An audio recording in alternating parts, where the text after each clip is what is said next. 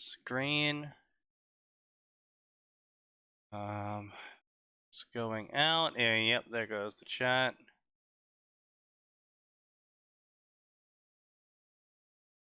Uh-huh.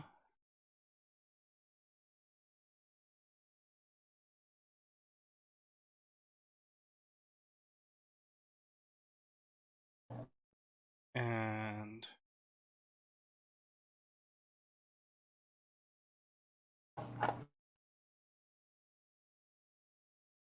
all right, that's been updated out properly.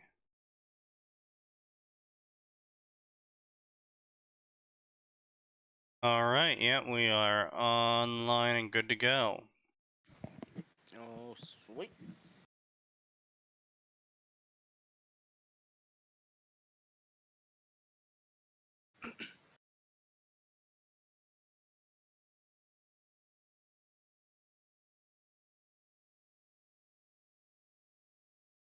So, hello, world.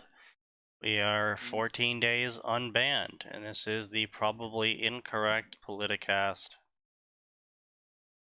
number 3. Good day, everyone. So we got a couple things lined up. I've shared the pictures. Now, I think the first one we're gonna do is gonna be the meme. Dude who went to jail for what was it, 10 years for election interference? No, the meme. Do you support the new bill? What's the new bill about? It gives the government the power to no. Yeah. No. So yeah, literally, what we got here is a very classic, very old meme at this point. And I fully support this meme and everything it says. I don't think there should be any laws giving the government the power to do anything. The only thing that laws should be passed for is restricting corporations and people from doing things. Because the government's powers should be outlined in the founding of the government, and it should be a convention of states that would give the government more power, not a law. Because the people passing the laws work for the government, so it's kind of a what's that term? What I'm looking for here is you know, where it's conflict of interest. There we go. That's what I'm looking for. Conflict of interest. Obviously, if the government is giving itself the ability to give itself more power, it's conflict of interest. Because, well, obviously they want more power.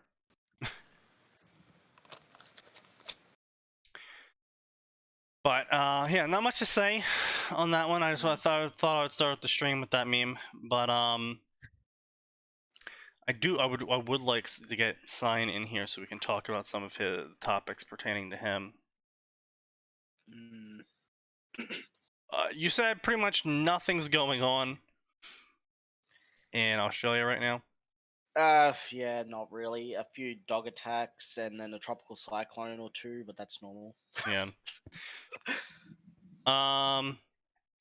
Okay, so yep. Thankfully, it's in the place that lost to the emus, so we can wipe away that shame. Nice. So, another thing I did want to talk about is ASL. American Sign Language? American Sign Language. So, I'm of the opinion that while American Sign Language is great and fantastic for people who are incapable of speaking to each other, I think it's redundant to have in a broadcast that has captions on it. I think that's a little bit stupid. Yes. Honestly, I find because ASL is a lot. It's a lot less about this equals this letter and more about these motions or the emphasis I'm putting on them equals certain words, terms, or concepts.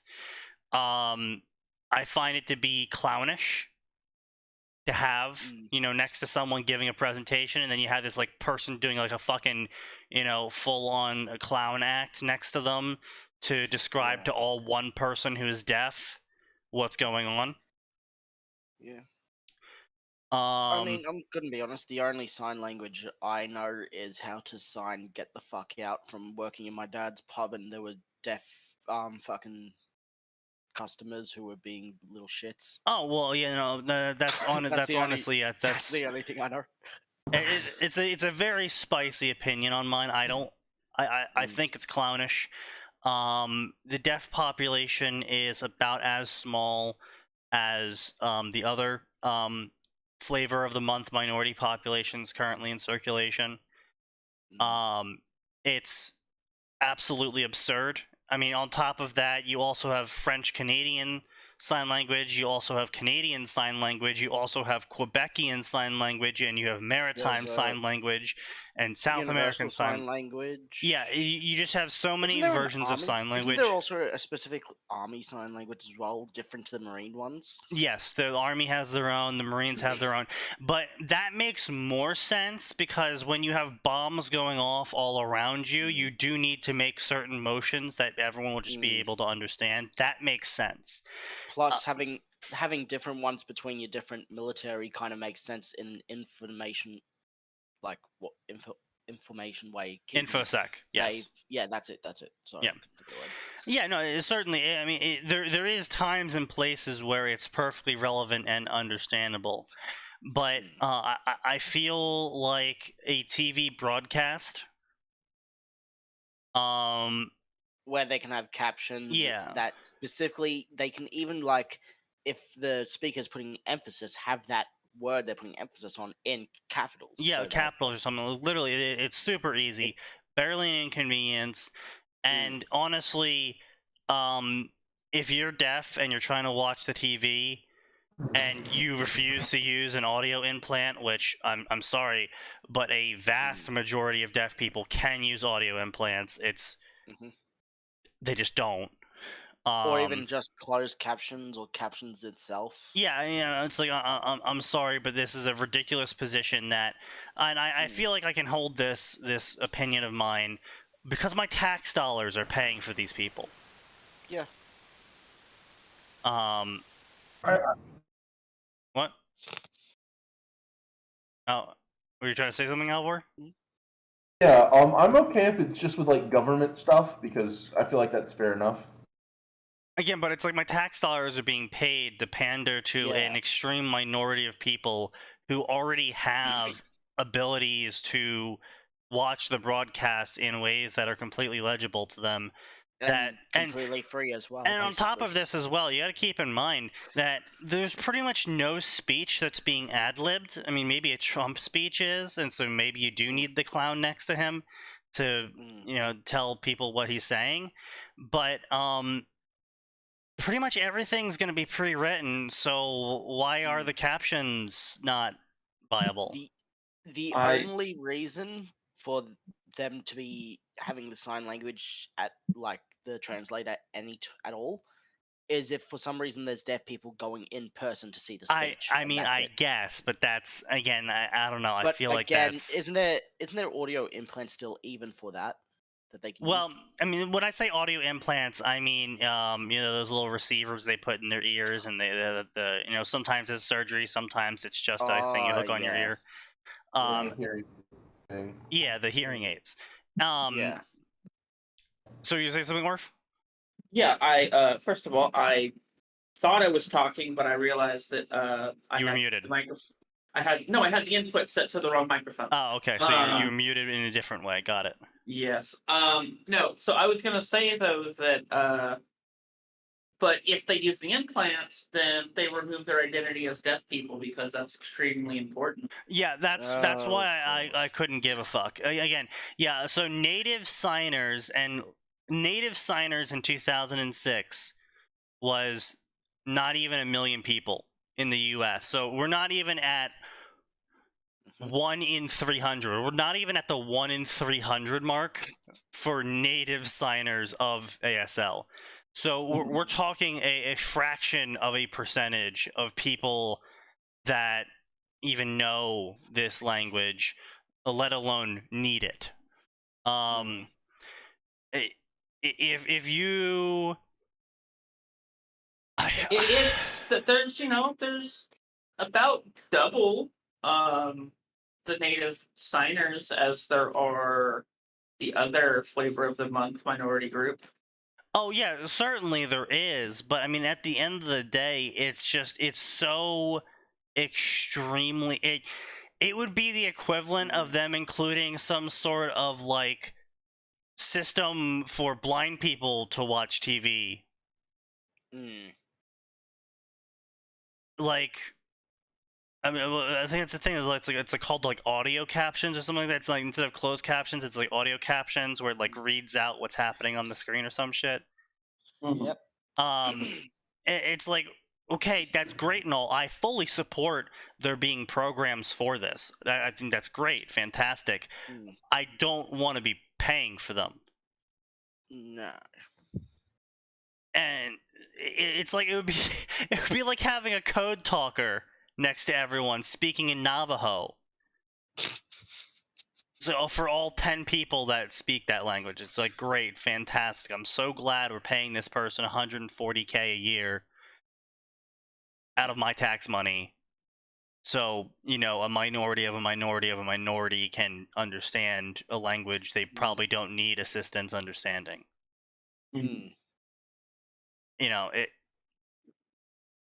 Why it's like I would be more accepting of there being a Spanish-speaking person next to an English announcer on everything, where they can turn to like a special audio channel on their TV that has like the audio dub from the Spanish speaker translating everything. I would be more accepting of my tax money going towards that.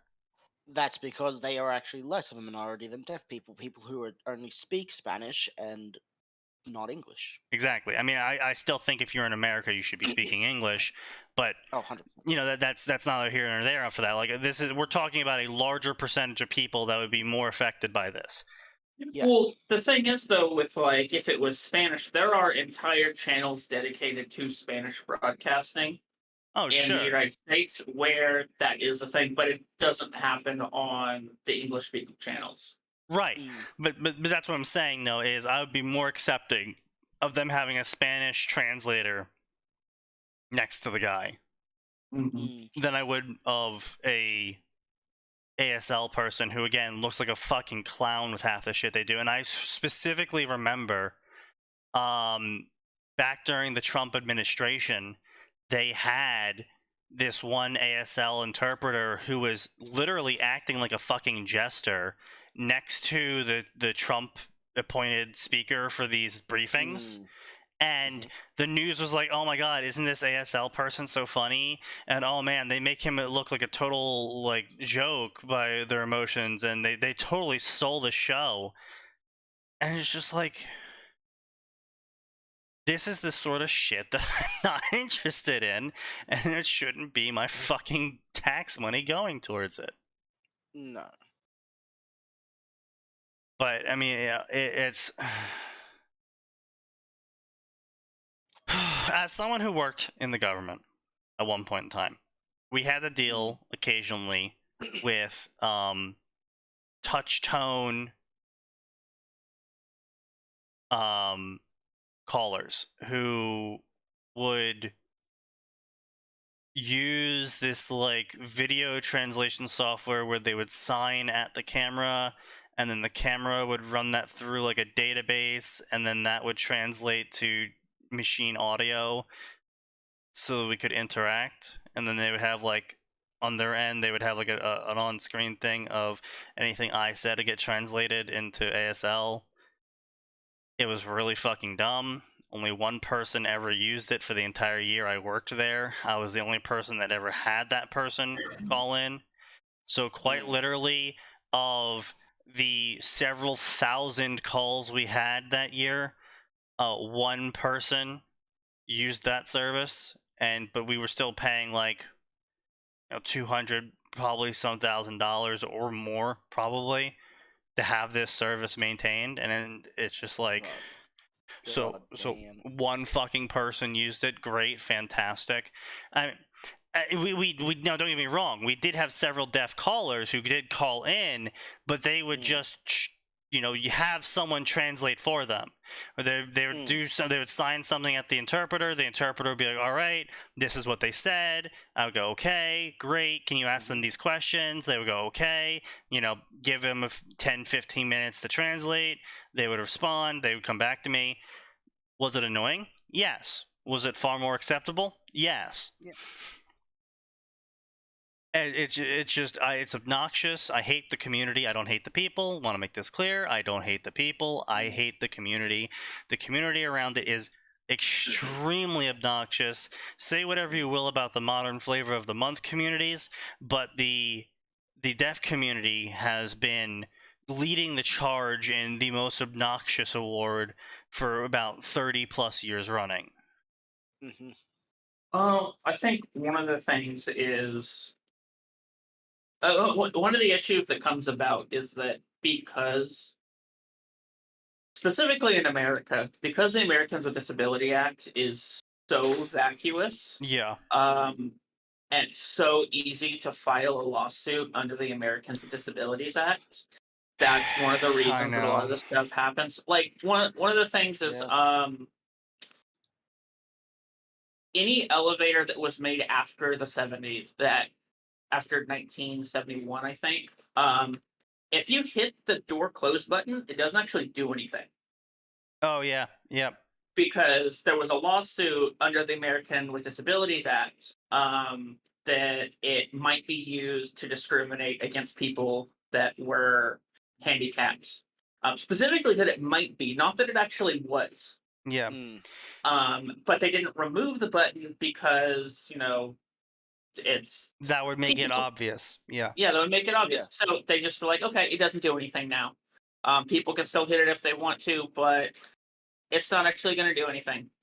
And that sort of shit is just absolutely obnoxious. Like, do I think that stores should usually have the ability for someone in a wheelchair to get into them? Sure. However, if a store is going to be unduly burdened to have such a feature, I don't think they should be forced to. Like, if you're on the ground floor and you're right there and you just go right from the street and you just go straight inside the building, yeah, that's fine. It's to make sure that the fucking pavement's even. Yeah, sure, that's fine. Yes. Add a little ramp. Maybe the actual doorway is like an inch or two off the actual ground, and so you add a little fucking concrete ramp in. Yeah, that's perfectly fine. But pretty sure that's how it is here in Australia. Yeah. Yeah, but I see this ridiculous shit. Like I have not seen a single person in a wheelchair in this one section of town I live in. I don't see any. I don't think I've ever seen a single person in a wheelchair ever use the ramps that they had to install forcefully on every single fucking business. I don't think there's a single person in a wheelchair living in my area. That's actually, you can blame that on the British. I'm sure. Because of the common law system and everyone suing everyone. So that's to avoid litigation more than anything else. I know, but it's like zoning laws mean that this building has to be put up in a certain way, but then you also now have to pay an extra $20,000 so we can put a wheelchair ramp in for no one. And it's like a full ramp as well. It's not just something small. It's some fucking obnoxious ramp that takes up a massive amount of space. And I actually had one at my secondary school, your version of high school. Yeah. Literally stairs right there, and then like further down, there's a ramp that's like a snake winding up and down, up and down. Up. Oh yeah. And I'm like, what's the point of that? Just have a single ramp. Like, yeah, it's just so fucking obnoxious, and like my school, my public school, my poor rural public school that couldn't afford to buy fucking paper. We were selling grass so we could afford to pay the teachers occasionally. That's how poor my school was. We had to spend hundreds of thousands of dollars retrofitting several bathrooms and installing elevators and ramps for a single handicapped student who also had a learning disability, and also because their family was the only thing I can describe is abusive. Like this person was completely unable to move, and that sucks. Don't get me wrong. They were like quite literally at the level of like they can barely move their arms, so they can operate their electric wheelchair. And so I mean, I feel bad for them. Don't get me wrong. But their family was incredibly abusive, and I say this because this person was also 450 pounds. Oh God. And so they needed a literal crane in a special commandeered bathroom for them only, so they could take a shit. Like they needed a fucking crane. Oh, fucking hell. And I'm just like, I'm sorry, but if someone who's unable to exercise, stop feeding them. Whatever you're feeding them is too much. No. They are literally incapable of living at that point. Like, not just living independently, because they're never going to be able to do that, but like the amount of money that has to be wasted on making it convenient for them to live at the cost of everyone else. Let me ask this, Sneaky. I know in Australia that there are carer payments, and the more that is wrong with someone, the more the carer gets paid. Is that also like in America? So yeah, I also know that obesity counts as a physical illness that needs a carer. Yes. So how do you know that the family you said they were abusive wasn't purposeful to get more money? I can't say if it was for money, but the family, in my opinion, was abusive. Yeah, because there's people out there that would 100% Oh, I know. Yeah, no, absolutely milk the child for money. I know. Yeah. And I think another thing to keep in mind though is if it really was in a very poor area, it might just be that the parents were idiots. Yes. They might just not have been able to connect dots together. That we're making things worse. Let me say that the learning disability did not fall far from the tree. I did know that much, at least. Yeah. And on the other hand, it could also be a matter of laziness because, if we're getting paid Social Security, I could, spend less money and actually cook food, or we could just, eat out. Yeah, I mean, this is the other thing is a lot of my opinions are formed on anecdotal experience.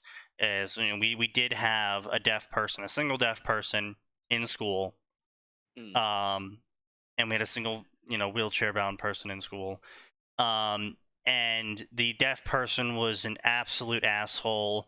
He had a hearing aid. He could use it at any time. Using it, he could fully hear 100%, no issues. He didn't use it on purpose.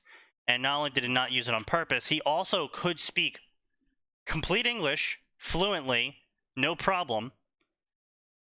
But he also purposely didn't do that for the sole purpose of just making everyone else being special effectively.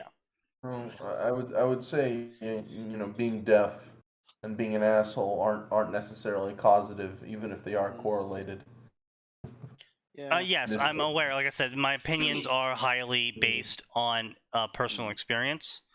But not personal experience, lived experience. Don't you know how important that is, Sneaky? Yes, my lived experiences. Yes. I'm lucky that I did not have to deal with that because the same high school I told you about, full old school religious. Yes. Like if someone wasn't born perfect, they were not allowed in. Oh, so if you had some sort of illness or anything, then like the only thing they did was physical disabilities because that's something that happens throughout life where someone can get hurt.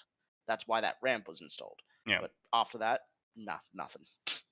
It was horrible going to the church though. That was so boring. Yeah. I mean, and on top of that, it's unfortunately other experiences, non-personal ones, but just like in the news, talking to people, hearing stories from other people, where I would hear stories about how like deaf parents would purposely sabotage their child, who, the deaf parent gives birth to a child who ends up being deaf, and they have the ability and the financial capability and literally everything available to them to make sure that this child doesn't need to be deaf and can live normally, and they choose not to. And I don't even mean with a hearing aid. I mean literally a surgery on the birth of the baby, and they just go in, they cut this little piece of skin or they fix this bone or whatever right when the baby's still a baby, and then the kid will grow up perfectly normal. And the parents are like, no, the kid must be deaf. Just because you grew up like that. Yeah. I'm afraid I can't speak to any of that. I don't have any knowledge of or experience with that particular situation. Yeah. Yeah, unfortunately, like I said, it as I've had one friend specifically comment to me in the past of like, it's really unfortunate because I tell him about all my experiences, of course. I've known the guy for over a decade at this point, and he told me one day, he's like, I actually feel really bad for you because you just literally have had the worst experiences with every group possible. And it's like, yep, I'm sure there's great people out there, but I haven't fucking met a single one of them. Not to be dismissive. Haven't you worked in positions your entire life that puts you in contact with assholes? Yeah. Yes. Well, another thing is, I know that Sneaky may not have moved around as much as I did, but he did, in fact, move around quite a bit. I mean, in the past 2 years, I've moved 7 times and I've had 5 different jobs. Yeah, statistically speaking, there are more assholes than there are not. And if you move around a lot, statistically speaking, you're more likely to meet the assholes than the people who aren't. Yeah, it's unfortunate, is what it is. So I've got some pretty similar experiences with a lot of different groups. Yeah.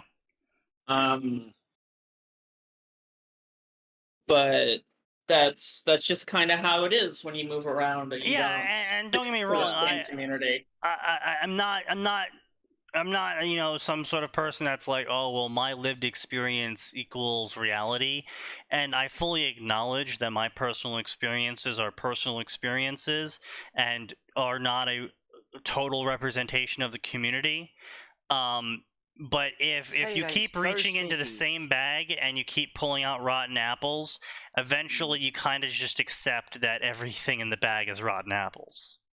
Well, one rotten apple does spoil the bunch, so if you're dealing with someone who's an asshole and they have friends, their friends are probably assholes. Well, yeah, true, but it's more like I pulled out 9 apples and they were all rotten. Yes.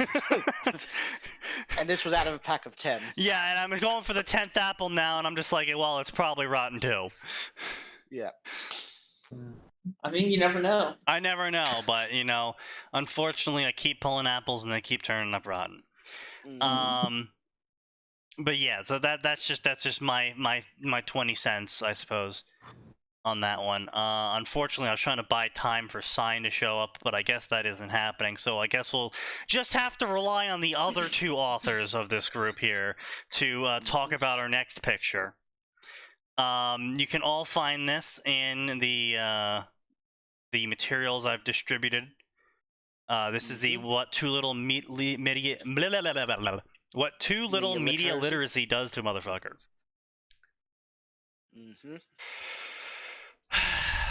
So it reads, I need you to understand, I just saw a tweet with 1,600,000 likes, 160,000 likes, my bad. Yeah. That basically says, it doesn't make sense that Game of Thrones writers include and write about misogyny for historical accuracy when the entire setting is fantasy. Half the comments are basically arguing that if you write about misogyny, you are a misogynist enjoyer, and there's no reason for misogyny to exist in a fantasy world. We are unironically this close to discourse about how fantasy and sci-fi writers who include subjects of, politicalness in their stories support those ideas because they have the ability to imagine a fantasy world where those ideas don't exist, but they choose to put it in anyway. So I will say this. I will say this, and perhaps this proves the point of the people on Twitter, but it is their fault. Specifically because these sorts of people exist that think that, I do include those sorts of things in my world building. Well, it does feed into itself to a point, but it's more like if I'm sitting here and I have to design 4 kingdoms for a fantasy story. Yes. I want these 4 kingdoms. I want having all 4 be tolerating everyone, be utopia, be nice. That is not a good story. If I'm gonna have 4 kingdoms, I need them to all be memorable, and for something to be memorable, it needs to be different. And for something to be different, they need to actually do things differently. Which means that, maybe this one kingdom is going to be very intolerable. They have very spicy opinions, as the kids say these days. Maybe this one kingdom is very egalitarian. Maybe this kingdom is, a communist utopia. Or human, or if this is a fantasy world, human centrist, like exactly. humans deserve. Yeah. So can I say the 4-letter word that starts with an R and ends with an E?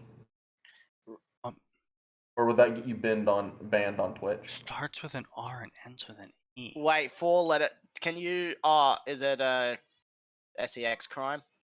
Yeah. Oh, yes. Yeah, that'll get me banned probably. Yeah. But yes, the unpermitted acts of closeness.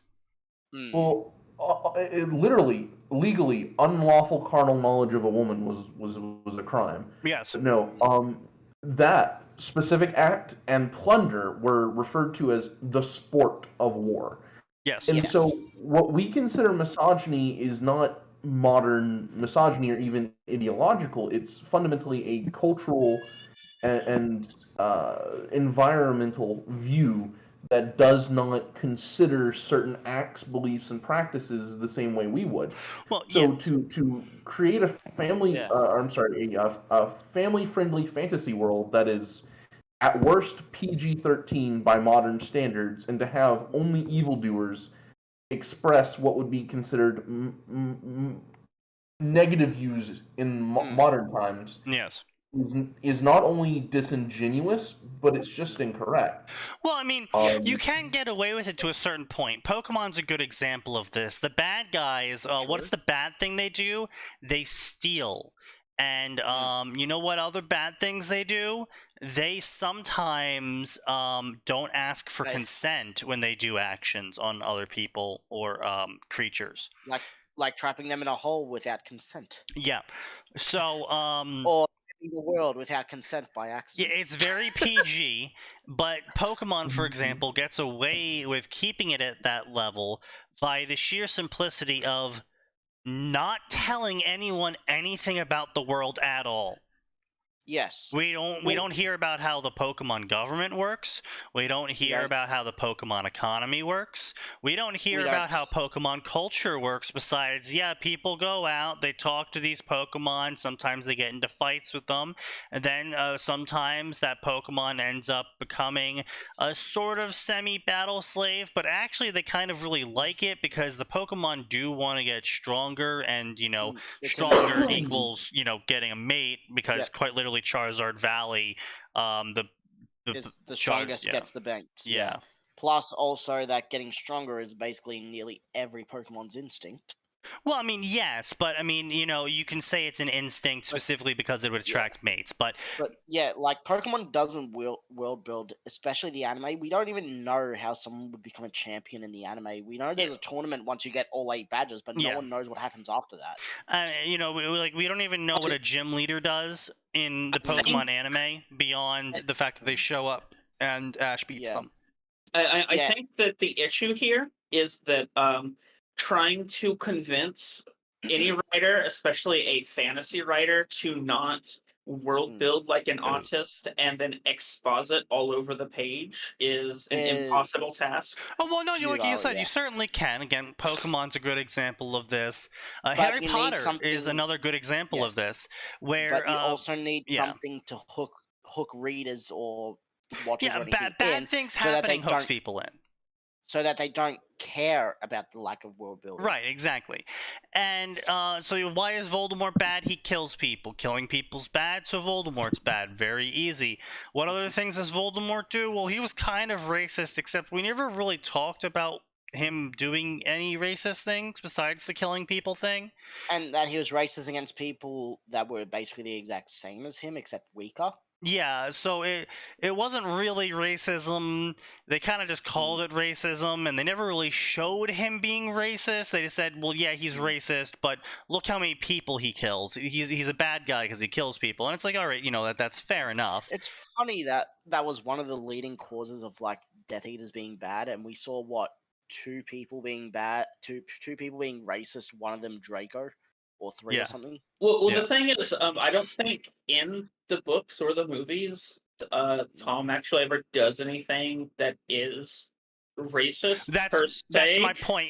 That's what I'm saying. Is that in the overall display to the audience, we are told he's racist, and then we get shown that he kills people, and then we get told that the reason why he did this was because he's racist. But we're never actually shown really any racism taking place besides that one time where Draco was actually racist and then Hermione punched him and we're supposed to cheer for Hermione because she punched the racist. I can't remember if this was fanfiction or not, but I think in book 5 during the Battle of the Ministry, one of the Death Eaters that escaped from Azkaban said Mudblood or something. Yes. So they'll throw out the Mudblood because they already prepped the reader base to accept that Mudblood is the racist term, and then if someone uses that term, they're racist. And there was Snape, who was accidentally racist against the... Well, he was also accidentally rapist, so that's also fair. Yeah, sorry.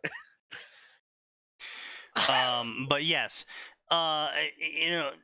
they explicitly don't go out of their way to show this, and J.K. Rowling in an interview even admitted fully to this, that she didn't include a lot of these subjects because she didn't really understand the subjects, but she knew they were bad, or that she knows that for an economy you need money, and she doesn't really understand economy, but she does understand that you need money for things, so she included the money, but then never really got into any of the money things because she knew she doesn't really do money well. So she was just like, yeah, the money exists, it's there, they use it sometimes, but it's not really going to be a thing, we're never going to focus on it, we're never really going to look at it. 1,000's a big number, right? So winning gets you 1,000 monies. And the only thing that money is used for is to make Draco's dad look down on people, like right, or it's supposed to be a big deal that the Weasleys got that winning money, or it's supposed to be a big deal that Harry got an expensive broom. Quite literally, it was a prop to further different plots that was barely even used as a set dressing. So you can certainly write the PG worlds, and authors are certainly capable of doing it. But if you want to write something that's not Harry Potter or Pokemon, and you want to write like a world, like you want to be the next... Why the fuck did you post that? If you want to be the next... What the fuck, Juicio? I'm deleting this. I cannot delete it. All right, understood. There's no admins in group chats. Yeah, unfortunately. This is why you need a server. I know. If you want to write a genuine world, if you want to be the next Forgotten Realms, if you want to be the next, hell, even like what's that called? Dead Feed? No, Newsflesh. If you want to be the next Newsflesh series, if you want to be the next, literally any series that isn't a purely PG boiled down for kids so kids can understand that bad thing is bad.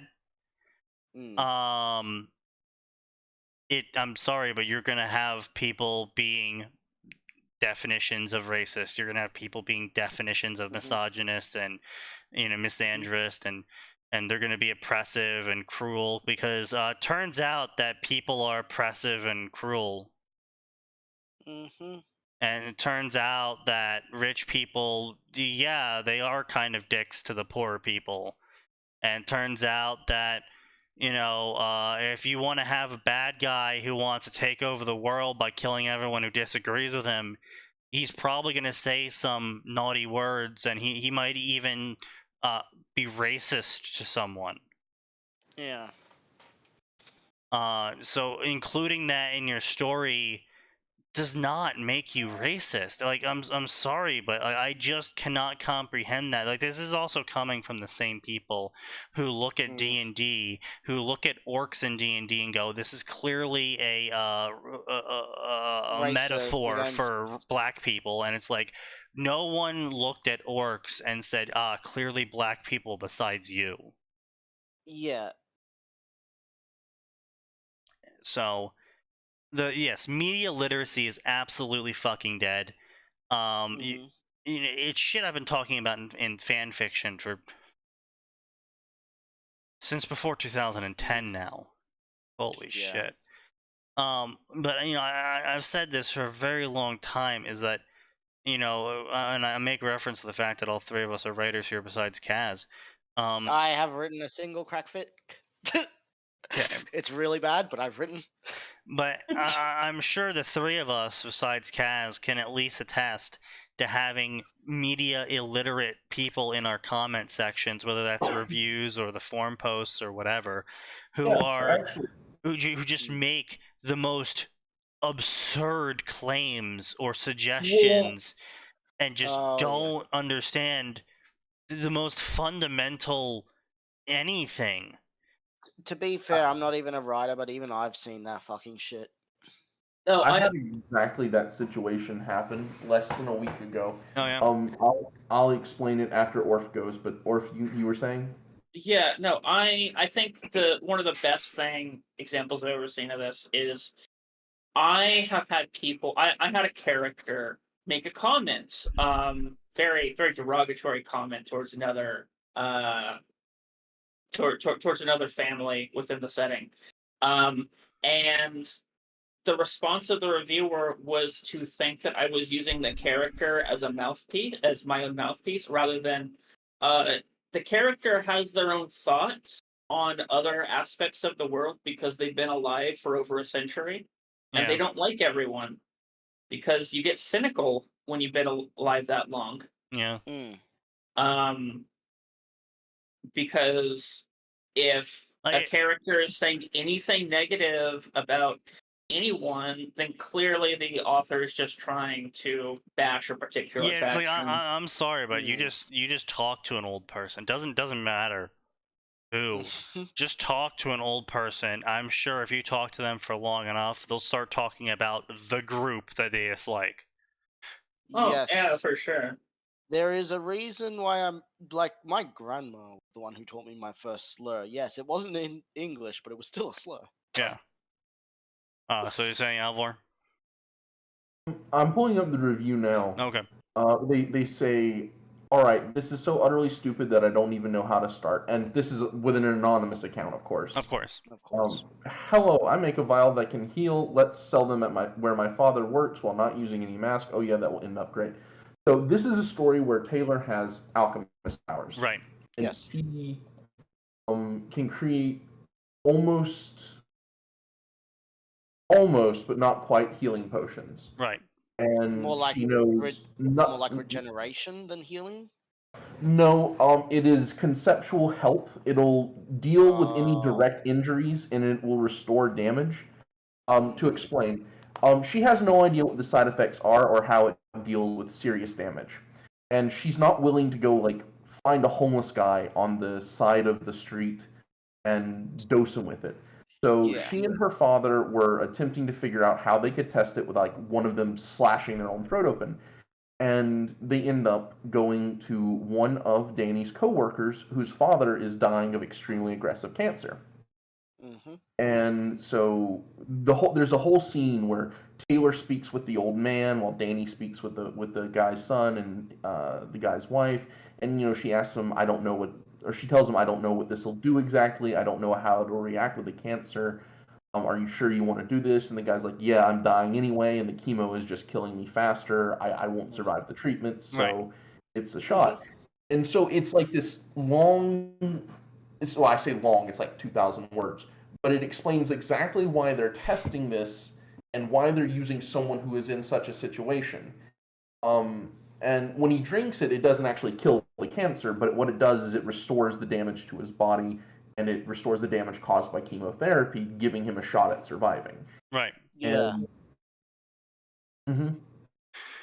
So basically, their problem was that you didn't instantly monetize this under a hyper anonymous account through a third party.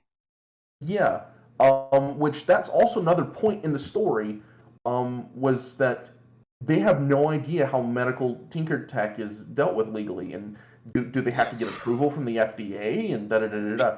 Because in Worm, is there really any medical tinker tech except for Bonesaw? Like, no. So effectively in Worm, there is effectively nothing in terms of healing items, because in Worm, healing falls under as conflict resolution. Yes, which is not what the shards want. Right, and on top of that, all of Like the powers are supposed to be Clark tech. Yeah. Like, Panacea's powers are specifically the manipulation of the DNA of organic matter, which is then going to produce effects such as healing or the By cancer accident, dying. And well, it's a byproduct. It's not a byproduct. It's not purposeful. She's supposed to have been, her power wants her to use it in conflict rather than healing. Right. And then Bonesaw, well, Tinkers are a very hard subject in general, because while Bo has retconned how Tinker powers work multiple times now, but effectively what Alvor is doing here is this is a extremely uncanon power. None of the powers in Worm are supposed to work conceptually, but as far as his world specifically, he would have to answer that, but more to the point of canon Worm's medical technology, there is none. No. The power itself is based off of alchemy. She is currently working on creating Alkahest, the universal solvent. But what she can make in terms of tinker tech is derived from the steps of creating the Philosopher's Stone. For example, she has Nigrindo, the blackening, which creates a black sludgy substance that burns almost like acid when it touches. And she also has Citrinus, which is basically like a super catalyst, which will speed up and enhance other chemical reactions. Right, but it's all conceptual. These aren't like actual compounds in existence. She physically makes them, but yeah, they're not like existing things. And so he literally does mention that later. You know, let's sell this miracle medicine for $500 because reasons, morality maybe. Well, yeah, she's asking an old man to test out something that might cause his cancer to massively, rapidly grow and kill him.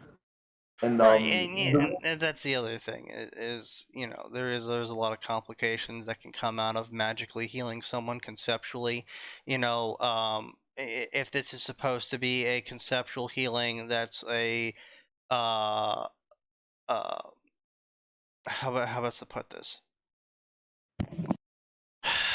If this is supposed to be a conceptual healing that is based off of the understanding of life, then this is potentially, you know, I'm spitballing here as in what it could end up like, as if I was one of the characters trying to understand this shit, is it could potentially grow the cancer, because that's technically life, and technically it's not anything wrong with those cells, it's they just mutated differently, which your body mutates literally every second of the day. That was the concern she literally brought up. Yeah. And the reason why she charged $500 is because that was basically the cost for making a single dose. Right. Gold dust is one of the ingredients, which Danny had that's to fair. buy. You know, conceptual purity. Yeah, I get that. That's cool. Yeah.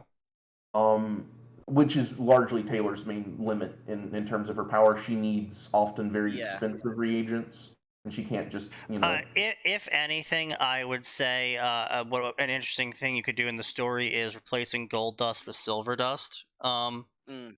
Because silver does conceptualize purity more than gold does. She might experiment when she finally signs the deal with Medhall.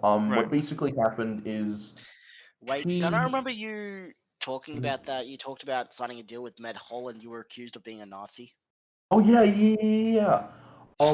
Because Taylor was literally trying to find out who she needs to talk to like get this stuff approved and not have to like illegally sell medicine to people, which is a crime in real life. Yes. She literally called Medhall because they're the major drug company in Brockton Bay. It was like, hey, could I potentially ask some questions about, in theory, hypothetically, maybe having access to a new medicine system? And then Medhall was like, oh, yeah, why don't you come in and we can discuss your idea? And Medhall basically gave her a two-sided NDA that was entirely in her favor, and no one can share any information because they're going, oh, hey, this Kaiser specifically said she's not going to join the Empire. She's too potentially valuable for that. Right. I mean, not only that, it's just also just in reality, if someone somehow came across the concept of alchemy, any pharmaceutical company would literally sign any agreement with them if that meant they had sole access to that. Like, having someone like that be part of the E88 gang is just stupid. You want them as your supplier, not as someone on the front lines or anything like that. Yeah. But that's ridiculous.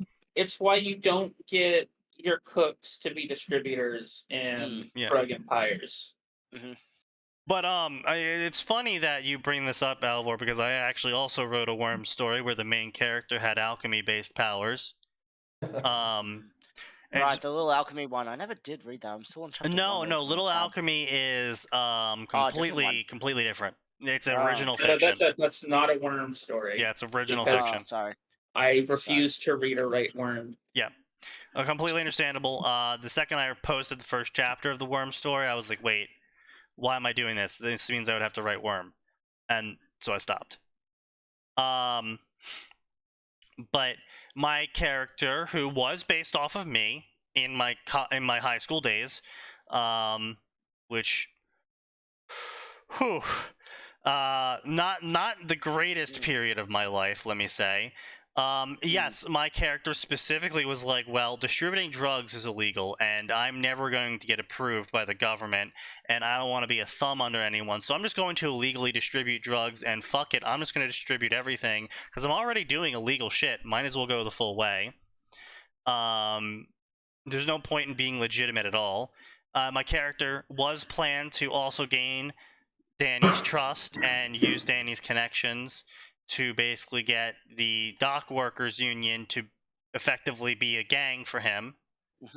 Not extracting money out of anyone. No, quite literally, the plan was to have this guy be anti-government, who would then go on to show the incompetence of the government and make the people motivated, with maybe a little bit of medicinal help, to search for alternative, more down-to-earth and local methods of justice.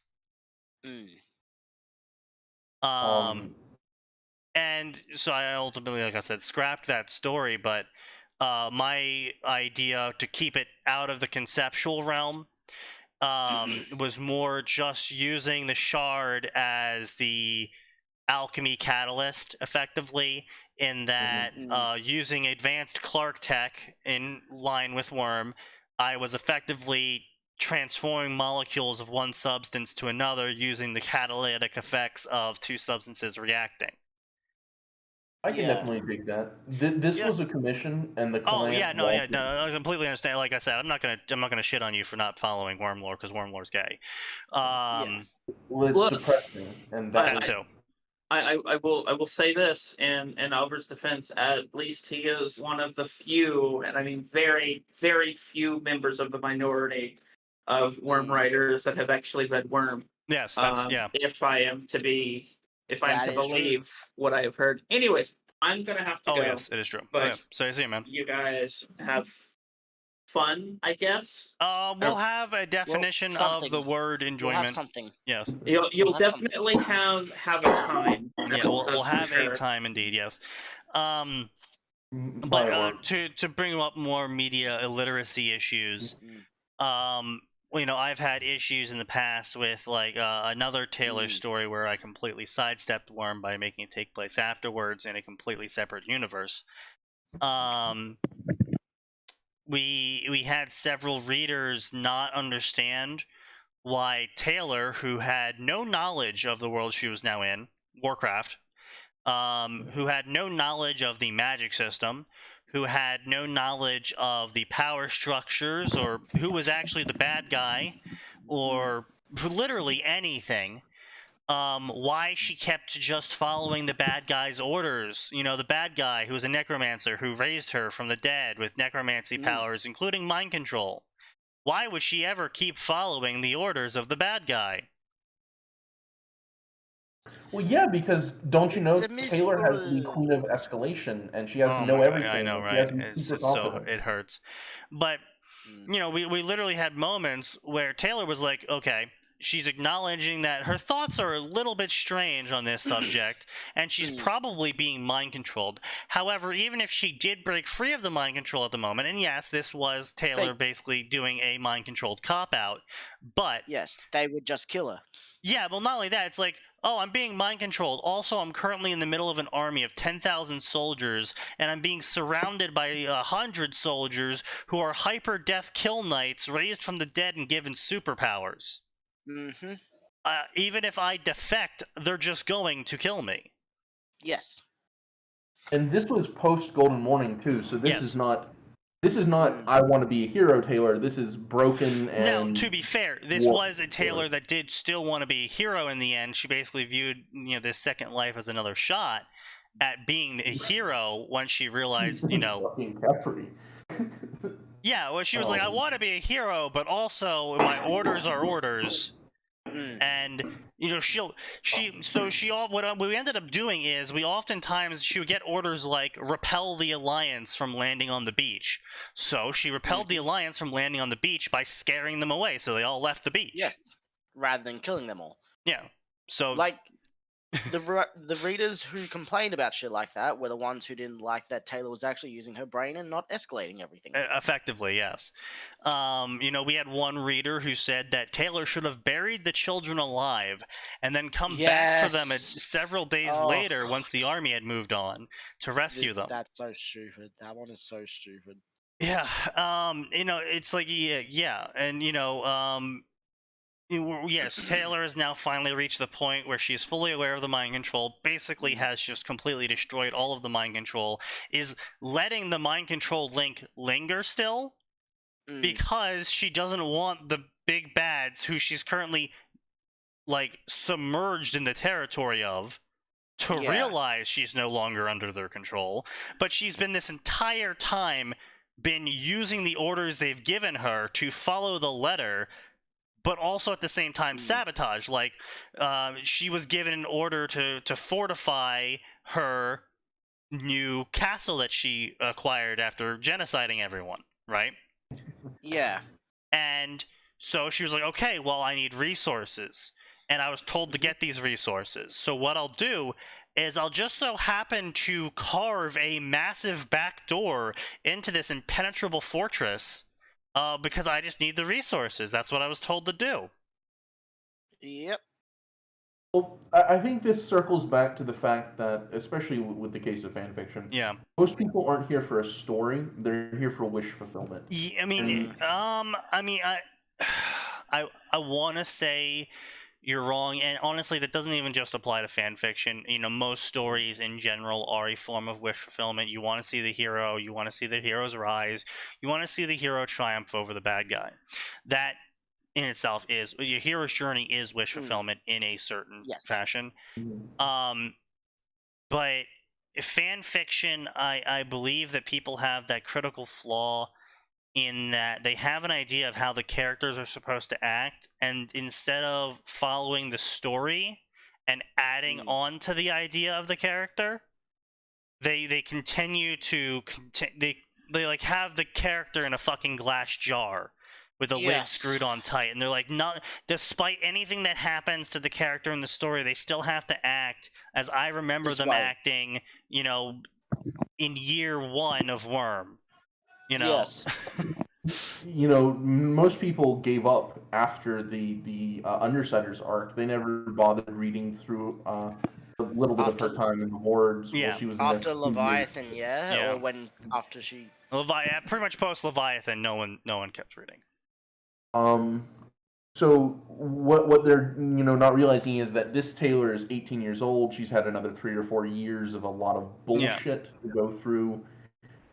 She's been there, she's done that, and now she's placed in a situation, no information, no context, and she can and will be killed by beings that are infinitely greater than she is. Which, I mean, for Undying Scarab at the moment, Taylor is realizing that actually she's a sleeping giant that didn't realize how small everyone else around her was until now. And she with the current chapter that I am slowly editing into existence, is the start of this arc effectively of Taylor going, I actually don't have to give a shit. And she's going to have a little bit of a rude awakening right at the start of this chapter where the Lich King is going to show up. And the Lich King is going to be lore Lich King. It's not going to be video game Lich King. So Lich King showing up and he's going to be a fucking deadly motherfucker. Terrifying. And Taylor, who is completely attuned to death energy, is going to be like, oh, fucking shit. She realizes how and why things are the way they are. Yeah, she realizes that this is the guy she has to beat to save the day, and she's gonna be like, oh, fuck. At least it's not another Zion. At least. Yeah. We are gonna have I mean, yeah. It's not another Zion, but it's still pretty fucking bad. Yeah, it's definitely gonna be a very bad moment of like, okay, so this is what I have to get to the level of, because even though she has a lot of power, she again still doesn't really know how to use it. No. And honestly, that ignorance is perhaps the greatest aspect of Undying Scarab that I remember, because she tries a lot of things. Oh yeah, and sometimes they work, and sometimes they don't. She becomes a very much an OCP. Because she approaches magic in ways that people normally wouldn't in that world, because she has no fucking idea what she can and can't do. Yes, she is ignorant of the laws which allow her to circumvent some of them. It's the whole sorcerer versus wizard thing. What do you mean you cast a spell that way and not this way? Yeah. It's definitely a unique situation, though I do imagine she's probably going to cause a little bit of trouble at the very least. Yeah. Oh, what do you mean? What do you mean by that? Because I thought all magic in the fucking WoW verse was balanced very specifically conceptually against each other, and that messing around with it had okay, so you gotta keep in mind, we wrote all of this. We came up with the entire plotline of the entire story before BFA came out. So 3 expansions ago, we came up with the entire plotline of the story. The funniest shit ever, and something we keep laughing about, is how a large majority of our ideas and behind-the-scenes justifications as to why X, Y, and Z is working the way it does was part of the lore. Ended up becoming part of the canon lore. Yeah. And so we're just sitting here like, so yeah, that idea, Alvor, that idea is now being rebranded as Titan propaganda, and not Titan propaganda, First Ones propaganda. The First Ones who were unfathomable entities of order, who ordered the universe precisely into a giant cognitive machine that would work precisely the way it does, generating a vast amount of energy and knowledge. And then store said energy and knowledge for later recovery. Does that sound familiar at all? Yeah, that's basically Worm. Or the entities of That's literally the entities, and so we were going to have the entities be the cause of the Warcraft universe. That like we were basically going to have so the story is that now Taylor just recovered her full memories from not Queen Administrator. Queen Administrator is actually the real Taylor. Yes. But she's actually we took what happened at the end of the story of Golden Morning, where Taylor and Queen Administrator were kind of mixing together at that point. And so Queen Administrator is now actually sort of kind of Taylor, but also sort of not. And the Taylor that's been running around in the story is actually just a copy of Taylor that was created by Queen Administrator when Kel'Thuzad tried to resurrect her, because Kel'Thuzad didn't have enough power to resurrect Queen motherfucking Administrator, Queen Genocide. Yeah. And so she was... Is Ray going to find Taylor's actual soul at some point? Oh, no, that is Taylor's soul. That is, Queen Administrator is Taylor's soul. So basically what we had is, to excuse all of this, is the entities, because they were large masses of energy, but they had very low creativity. What we had is basically the entities and the shards were the energy of the soul, and that humans had a bunch of proto-souls that had the ego, but very little energy, so they basically just kind of faded out of existence once they died, because there was no energy to keep the soul going. And when QA and Taylor overlapped with each other, we had a soul with an ego and now an energy reservoir to match it. And so that is Taylor's soul now. But the copy that was created by Quayler is was specifically made to be as small and portable as possible, so she could get something out into the world, so she wasn't just existing in this separate dimension from everything else, because she had watched the death of reality multiple times. And then so over time, as Taylor, took on more and more death energy doing all her death shit, Quayler was just like, okay, well, I'm just going to start moving my literal understanding of death to you, because shards can do that. That's how they bud into new shards. So Quayler packaged up literally everything about death and just gave it to new Taylor. I really do dig that, but at the same time, I'm sufficiently attached enough to Canon Taylor to always kind of pout that it's not Canon Taylor. But yeah, no, like I said, when we first did this reveal, it was a risky click. We were like, we understand it's going to be risky to do this, but if we're going to have this be a functional story, we did need to sort of separate and explain it.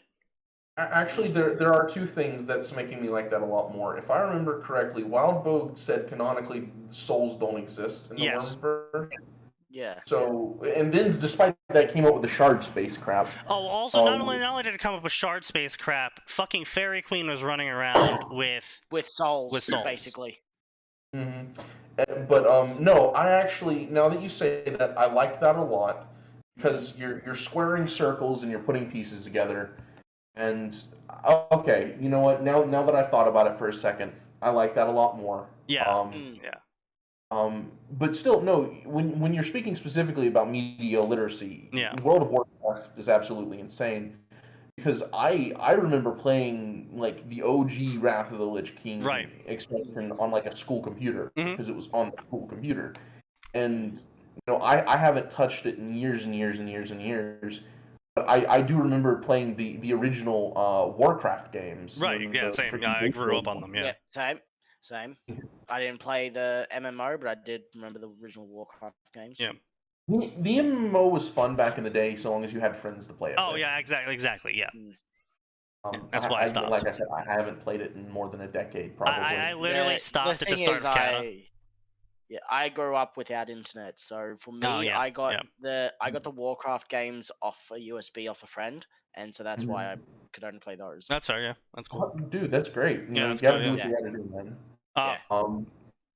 But yeah, no, Warcraft is great because it has a lot of lore-wise very interesting political And originally, the lore originally was, by the time of WoW coming around, they had pretty solidified a lot of the lore to be a more cohesive whole. And so you had dragons running around with actual perspectives that were clashing with mortal perspectives because the dragons just get so fucking old that they view everything completely differently. I mean, yeah, what is a mortal life to a being that remembers possibly the creation of existence itself? Well, no, Or, to be like, fair, years the after? dragons all did not exist at the start of creation. They were created by the Titans. But I thought like the Alex Strauss and like the dragon avatars of stuff were like created by the Titans or whatever. The yeah, they were. Yeah. Yeah. So it was. no. So the thing is that the dragon aspects actually came out around like 5,000 years after the start of life on Azeroth. So there was actually civilizations older than the dragons. But all of those civilizations had collapsed and broken and died, especially after the Sundering. Didn't you one of would definitely am know I better than am I me. misreading, or didn't one of them become the Naga or whatever, one of those civilizations? Yes, the Night Elves. Specifically, Yes. they were called the High Elves at the time. Specifically, so trolls. So okay, it's a big fucking mindfuck of lore. But it's actually again very cool because it has the main character of those era of events. They were a queen who was conceited, but also completely justified in her conceit. She was, bar none, the smartest and most powerful magic caster on the planet. And she had literally run political circles around old gods, titans, nature gods, like literally beings that existed for tens of thousands, hundreds of thousands of years before her. She was outsmarting them left and right. So, yes, was she extremely vain? Yes. Did she fuck up a lot of shit? Yes. Was some of it deserved? Yes. She literally, so the Naga got created because her nation got sunk underneath the waves during the Sundering, and the old god was like, lol, Lamau, all your people are gonna die unless you bow down to me and become my servant. And she said, bitch, I'd rather die than become your servant. But you know what? You need servants. So actually, it's not me who needs you, it's you who needs me. Well, that's probably the biggest pair of balls I've heard of in a while. And the old god was like, fuck, she's right. So he turned him into Naga to keep in exchange for being servants? Yeah, basically, so he was like, well, fuck you, all y'all are Naga now. And she's like, bitch, please, that doesn't mean anything. I'm still perfect no matter what I look like. Yeah.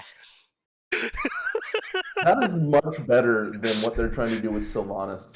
I absolutely hate this simping, and that's literally all I know about New World of Warcraft. That and everything super casual. So the newest expansion is bar none like a great return to the old World of Warcraft in terms of coherent lore and enjoyable lore. Sylvanas' shit has been completely done away with and basically ignored and put aside.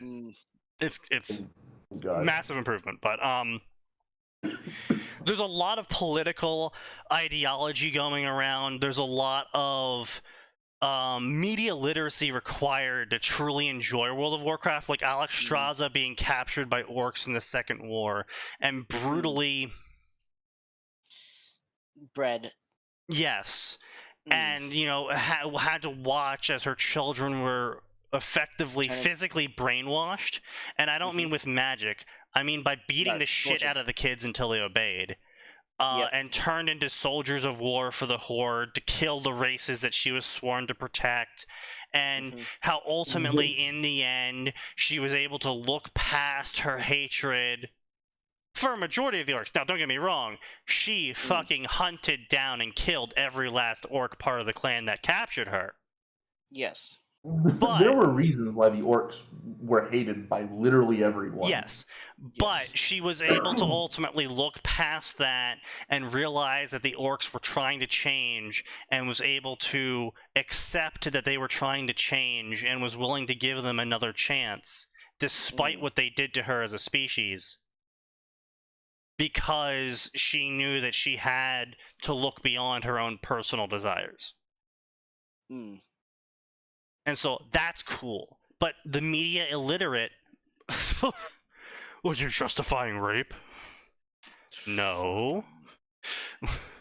We're not. It's something horrible that happened, but it was character development. Well, I mean, even phrasing it like that kind of sounds bad, but Yeah. also at the same time, it's like this is an event that happened, and then the characters changed due to this event, but also we're able to show the audience various concepts that we want to impart on them, either subconsciously or consciously. Shit like forgiveness, being willing to change. But also at the same time, that in some instances, vengeance is completely justified and you should absolutely carry it out. 100%, but don't let it consume you and go Right. after everything. And that's actually a reoccurring concept in World of Warcraft, is that vengeance is sometimes completely justified, but you have to make sure that it doesn't consume you, because Illidan's a great example of that, is the whole Black Temple era, where it did consume him. Where was Illidan actually kicking the shit out of the Burning Legion? Yes. Was this a good thing? Yes. Was the shit he was doing to do this good? No. Was it justified? No. Did the ends did the ends justify the means? No. So he got stopped. He, okay. I'm gonna have to interject there. I absolutely love the look of the Demon Hunters. Oh yeah, no, they're great. The reasons the not safe for work artists do. Oh well, yes. But no, the Demon Hunters are great. I absolutely love them. But more to the point of, like, he was capturing Draenei and forcing them to ingest Fel specifically so he could break them and turn them into a slave race to use as fodder. Yeah. That was kind of fucked up. That was kind of really fucked up, and he was a bad guy for doing that. However, destroy your soul. Huh? Fel? Yeah, doesn't overexposure to Fel magic like devour your soul or something eventually? So yes, but no. Fel is actually a great example of the understanding of Theseus's ship. Is Theseus's ship still Theseus's ship if it's been turned into furniture using that wood? Or is the wood that was used to replace that wood that was turned into furniture now exactly. Theseus's ship? Exactly. I'm guessing Fel does the same. It replaces part of you with Fel, and now are you the same, or are you? Yes, quite literally. It mutates the soul. It fundamentally changes who you are, but it still leaves in the air the question of, are you still you, or are you something else now? I used to either play Rangers, because I like Rangers, or Warlocks, and specifically an Undead Warlock. So, oh man. Undead Warlocks had the ultimate BM and they removed it. I'm so sad. Oh damn. Okay. So basically the whole eat corpse thing. And whenever you killed someone as an undead, you just go ahead and eat their corpse, and it healed you for literal piss. But it was just an absolute. It was just absolute bad manners.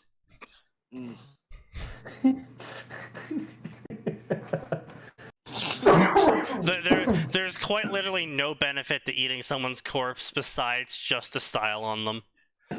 What a style it was. But that's why I was really interested in using Warcraft in the crossover for Undying Scarab, because post Golden Morning Taylor is a very interesting character in my opinion, because she has gone through the whole gauntlet on both sides. And she has seen everything. Quite literally everything. And I'm not even talking post-Golden Morning Taylor for Undying Scarab. I mean, post-Golden Morning Taylor, if she somehow fucking survives post-Golden Morning, I don't believe Ward is canon, fuck you. But if post-Golden Morning Taylor just ending up in literally any other scenario, getting isekai'd in general, I think is a very interesting premise that you can use to explore a lot of concepts.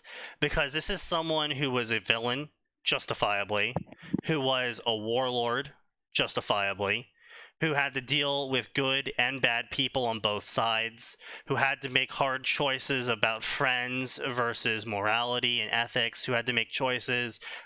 Do I shoot the child? The child might end the world. how do I balance this out on the sheet at the end of the day, basically, And it's very she can make for a very interesting character because she, in the end, while Bo, I'll give credit where it's due, ended the story on possibly the most amazing fucking line ever of "We're so very small in the end, bang." He had to ruin it all by retconning it and having her survive in a coma. Oh yeah, no. Obviously, I don't acknowledge anything past that point, but that was an amazing end to the story, in that she goes through all of this. She loses her identity. She doesn't regret any of her actions. Which, to be fair, that was at times a character flaw. Yes. It was definitely a character flaw, but it made her interesting as a character. Like, was her self-justification annoying at times? Absolutely.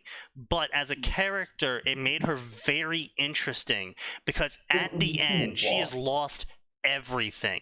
She's lost her world. She's lost her family. She's lost her friends. She's lost everything she fought for, and now she lost herself. And then she realized right at the very end, right before she dies, that it didn't really matter. That's the best thing is, power. Though, knowing Taylor, she would have done it all over again. Oh yeah, absolutely. I mean, quite literally, I think that was part of fucking her lines, her unsaid lines with Contessa, of like where she didn't regret it. She would do the same thing all over again. It didn't matter, because at the end of the day, she defeated the actual bad guys. And I think justifies the means. Well, it didn't justify the means, but she wasn't regretful over the means. This is Taylor you're talking about, yes. though. Right? Yeah. Yes. Then yeah, post Golden Morning Taylor doesn't regret anything. No regrets. Yeah, and so that's why she's a very interesting character you can use, because you can quite literally use any part of her history to talk about nearly anything in an isekai scenario where Taylor is now on a new world doing new things. Is she going to be a hero again? Is she going to be a villain again? Is she going to go a warlord route? You can literally pull anything from her character arc to justify anything. I took that, and I had her response be, "Fuck it, I'm on vacation." Yeah. For one who is mini, she wanted no part of the political games. She just wanted to chill with her family. She wanted, hey, dude, family always comes first. Yeah, no, it's all good. 100%. That's why I'm usually late to the fanfic stream. And I have no problem, But yeah, no, it's really great. I like Taylor as a character in that aspect, and media literacy is crucial, however, to understanding what makes Taylor a good character in the end. But yeah, no, that was actually something I kind of got. I had a lot of trouble with people not understanding and because most people who write Game of Thrones stories always have like, oh, we got to modernize. Oh yeah. And I specifically rejected that. Now Taylor helped make Dorne rich because she wanted to breed spiders again. Yeah. And spiders produced a silk, and she was like, oh yeah, if you want to sell this, you're free to sell this. But I just want to breed spiders, and so I tried to have her specifically go, this is a vacation. I don't want any part of power politics. Please don't drag me into it. And because she was a bastard, her uncle was like, bet, thank you for not usurping my children. You can have whatever you want. Thank you for not using weird spider magic to kill us all. Yeah. And because this is a medieval world that is very aware that when people get power, they tend to do crazy evil shit. Right. And again, like it's like we've complained about this in various other sections as well, and media illiteracy is definitely the cause for why RWBY sucks. It's definitely the cause of why a lot of modern takes on ideas suck, because the person who's writing it does not understand why and how you need to show things. We get told a lot in RWBY The Faunus are getting racially discriminated against, except we're never shown it. Not only are we never shown it, we're shown a lot of reasons as to why it's justified. Which is definitely probably not their intention.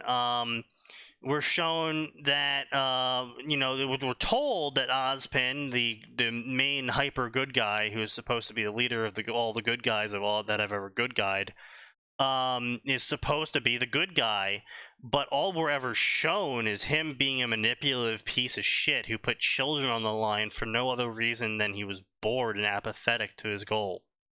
Yeah. We're shown that Salem is supposed to be this very evil character. We're told that Salem is supposed to be this hyper evil character who's bent on genociding humanity.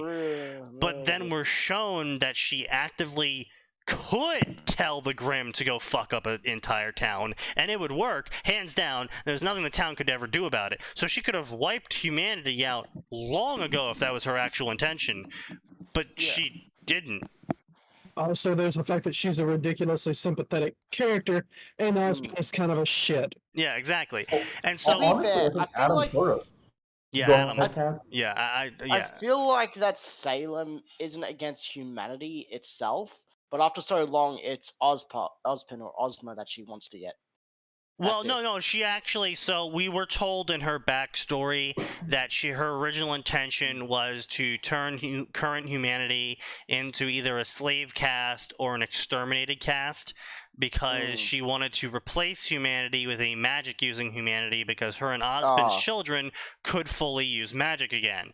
And so she was like, oh, well, these are the superior humans, and we should just kill off all of these non-superior humans. Except when she actually had the power to do that, and Ozpin was still in limbo, hopping body to body, trying to gain some semblance of order.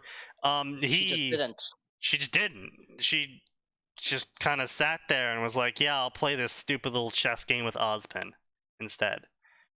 So there's that, and so Ruby media literacy in Ruby has just definitely really hurt the ability for Ruby to tell a story. Media literacy and fan fiction has definitely hurt the author, the fan fiction author's ability to tell a story. It's being propagated by people who don't understand that things can be nuanced. If you're gonna write a medieval story, if you're gonna write, Forgotten Realms again in the modern era, the kings of Waterdeep are gonna probably be classist and racist and elitist. And why is that good? Well, it gives the audience a target of discontent. It makes motivations for the main characters of the story be viable, of like, oh, well, we need to get rid of the bad stuff. It's like, okay, well, you need bad stuff to get rid of, right? So, if you want to have these characters who would believably, in a situation where they have all the power, all the money, and all of the political acumen to maintain the previous two, it would make sense for these characters to, over generations, possibly turn from something that was benevolent into something that was corrupt, and something that needs to actually be taken down at this point. And that's where the story starts, where the things are no longer good. The good times created weak people, and the weak people created bad times. And so now the strong people need to go and fix the rights and wrongs and all of that stuff, and they need to save the day by getting rid of the bad things. What are you supposed to do in a story where you can't have bad things? So the hero wakes up one day, and then he goes out to the farm, and he has a happy family, and none of them die, and no bad things happen to his happy family, and he tills the field, and then he goes back to sleep, and he does that for the rest of his life, because no bad things happen that would ever cause him to need to not do that. That's called slice of life. Yes. Yeah, but slice of life it's slice of life until the cute anime girl starts coughing. Indeed. But slice of life is all good and well, except there's only so many times you can remake a slice of life. Yeah. Oh, sure, absolutely. You got to have some kind of conflict to drive a story, otherwise people will get bored. Yeah, I always sort of I when I try to talk to people in real life about these sort of things, I try to equate it to something they're more familiar with, and it's easier for them to parse, I should say. Campfire stories. When you're all telling a campfire story, are you going to be like, all right, so the hero woke up one day and he had a pretty good day, and he said hi to his dad, who was still alive and completely healthy, and then his mom baked him pie for lunch, and he shared it with his whole family, and they all had a good lunch, and then they milked the cow, and then they all went to sleep that day, and nothing bad happened. Is that an interesting campfire story? No. No, it's not. I mean, if that's what you're looking for, sure. Otherwise, no. I mean, no one's looking for that in a campfire story. A campfire story is supposed to be they say in these parts there was a man who killed 9 people and then committed suicide, and they never found his body, and he's still wandering to this day. Or it's going to be some sort of fucked up local legend, or it's going to be some wild outlandish story about how one time you and your cousin Skeeter definitely saw a 20-foot crocodile and you've been on the hunt for it ever since. It's got to have something going on in it. Because it's a campfire story. It's you get like maybe 5 minutes to tell the story, and then it's someone else's turn. Yeah. So you got to have something going on in it. And slice of life, don't get me wrong, Hallmark makes a shit ton of money off of slice of life, but there is a reason why Hallmark is a single channel. And even in Hallmark movies, there's conflicts. I think with Ruby, the problem genuinely starts with Adam Torres, with Blake's trailer. Because, first of all, your main character is a terrorist.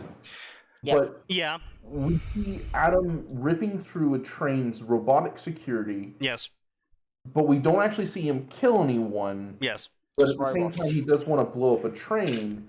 And the faunus, other than some mild racism, and I think the sea dude, Cardin, bullies the bunny girl.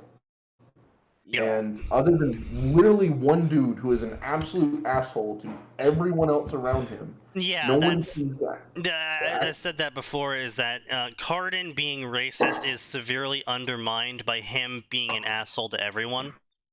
Can you say that he's an asshole to everyone and also racist? Absolutely, you can. However, if you have him bully 2 people, and one of them is a human with blonde hair and blue eyes and is a straight white male, and the other person he bullies is a female, effectively black person, in Rooster Teeth's own words, that doesn't make him a racist. That just makes him an asshole. Him being a racist is if, he's bullying this faunus, and he's also shown bullying that faunus, and that faunus, and that faunus. And then John just happened to be a weak target, and because he was an asshole on top of being a racist, he also went after John. But he was shown bullying his team. He was shown bullying John. He was shown bullying Team Ruby. Everyone. He was literally shown bullying literally everyone, and it's really hard. I've used this term before, and I got fucking banned from a Discord for it. It's really hard to see the points of paint on a paper if you spill the whole fucking can. Yeah. So, to circle back to my point, though, is we see the faunus acting as radical terrorists willing to cause massive destruction. Yes. But at the same time, Blake isn't willing to blow up a train, and this isn't even taking human life. This is just large-scale destruction of property. Yes.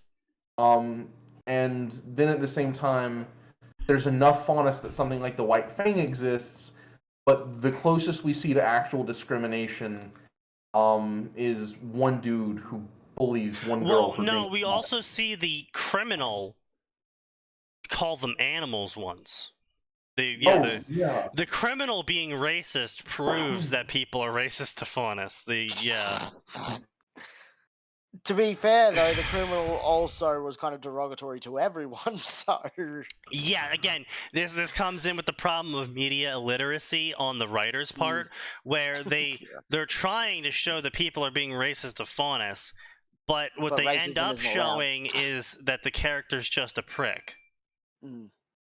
Honestly, if they had had Weiss's attitude been like Ruby's attitude towards faunus, Weiss been like genuinely like, what the fuck do you mean you're a faunus? Well, also on top of that, they again undermined their point with Weiss, because Weiss has this whole racist spiel about how faunuses are criminals and blah blah blah blah, and then Blake goes, "You're wrong, they're not criminals." And then instead of having the whole reveal and the team has to reconcile their two opinions, and how Weiss is actually kind of acting a little bit racist because she's been seemingly nice to Blake so far until she realized she was a faunus. Instead, what they did was they had a faunus commit a bunch of crimes, taunt the police, and then run away. Yeah. There's a lot that can be done with racism, especially fantasy racism. Oh yeah, absolutely. But this was probably handled in the worst way possible. Hands down. And yeah,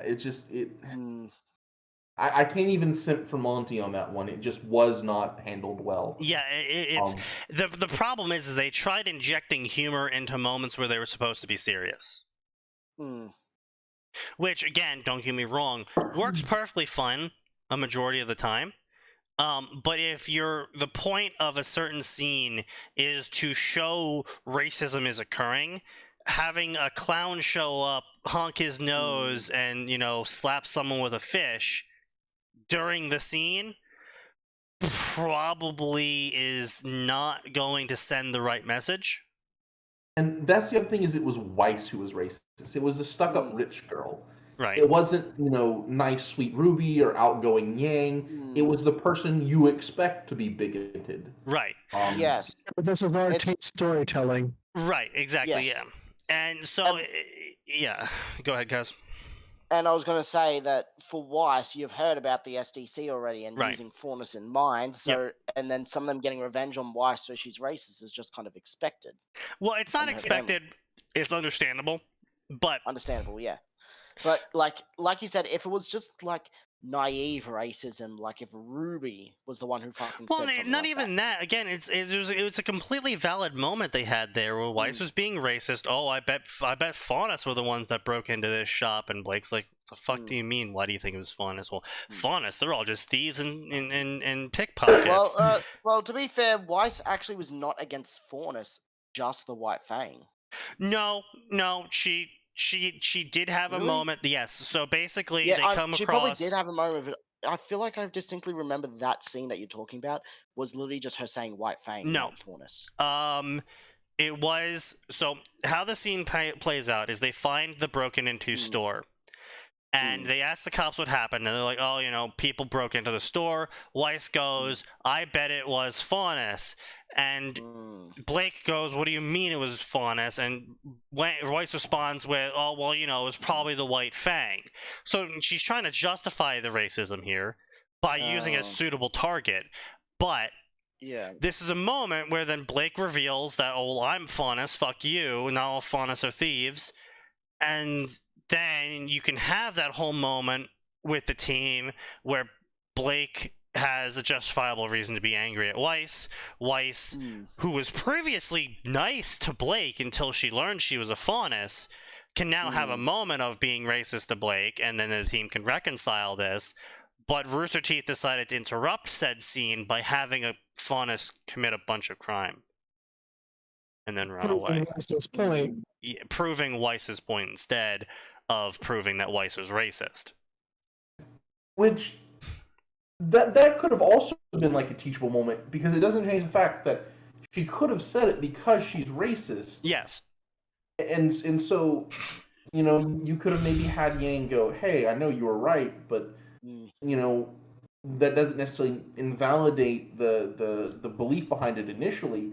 Or you could have just had Ruby be naive for a moment and be like, "Hey, like, you know, I get you were right, but does that mean you're right all the time?" And I just not really understand what's going on. She wasn't that young, but she was the stereotypically she was youngest supposed to be member. the naive girl, yeah. But yeah, again, it's just a moment of complete media illiteracy on the writer's part, where they didn't understand what points in time in a show you're supposed to be serious and when you're supposed to put humor in.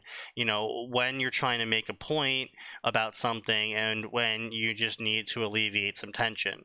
And this continued throughout the entire series. Of like, oh, you know, some random person was like, yo, you Faunus, you're bad. And then Weiss's response to this was, I'm not racist anymore, I'm anti-racist, and she fucking beats the shit out of the person who called Blake bad. Yeah. Yeah, And it's because like, verbal insults deserve violent assault. That's totally yeah, it's like, Where have I heard that before? yeah, right. So it's just massive media illiteracy on the writer's part, and that's entirely born from media illiteracy. But before they were writers, but before they were writers, they were readers. They were inspired by things. You know, I assume they read books at some point because they're blatantly stealing from a whole bunch of shit, so they had to have seen it somewhere. But you know, I assume that when they read those books, they just didn't understand the greater concepts those books were trying to convey. You know, I think if I had written that and wanted to do racism as a theme, I probably would have had Ruby and Yang be somewhat casually racist as a consequence of Tai Yang perhaps having had to fight with people in the past that were Faunus. I mean, I wouldn't even go that far. Or even then, they're on a small island called Patch. Like, yeah, there's probably old people who fought in the war against Faunus and humanity. I mean, you wouldn't who even would pass those views. You wouldn't even need that. You can just have them be dismissive about it. So, like, you could have them be the epitomal, you know, there's no skin color, you know, era of people who are just like, you know, they're equivalent. They're basically from Maine. You know, 99.99% of Patch's population is probably humans. And so they've seen like 2 Faunus, and they were fine. It's like whatever. And then they see Blake be like, you know, I bet it was Faunus, and they're in a city now, and they're like, oh, well, you know, you shouldn't say that, Blake. You don't know it was Faunus. And then, you know, sorry, Weiss. Sorry, Freudian slip, yeah. You know, because Blake is also hilariously racist in the series. Funny, but yeah. And that never gets commented on. Yeah, right. But then, you know, you can have Weiss say her commentary, you know, and then before Blake has the big reveal about how she's a Faunus, you can have Ruby and Yang chime in with Blake getting angry of just like, yo, Blake, it doesn't matter. Like, look, just, you know, like, Weiss is just being a bitch right now. You know, why are you getting so angry about it? And like being completely dismissive of it, and which in of itself is a bad thing. Don't get me wrong here. But it's not so much as them being like, oh yeah, them Faunus at it again. You know, we don't even have to go that far. They just have to be like, I don't see why you're getting angry about it. Weiss is just, you know, saying, you know, it's probably because she's from Atlas or something. Dismissive about it, and then Blake goes the whole, oh, I'm a Faunus, and they're like, oh, well, doesn't matter, we've struggled for so long. Right, exactly, yeah. And then Blake and Yang, not Blake and Yang, Yang and Ruby can have that whole moment of like, ah, well, shit, fuck, and you know, you can have that whole thing go on. Yeah. But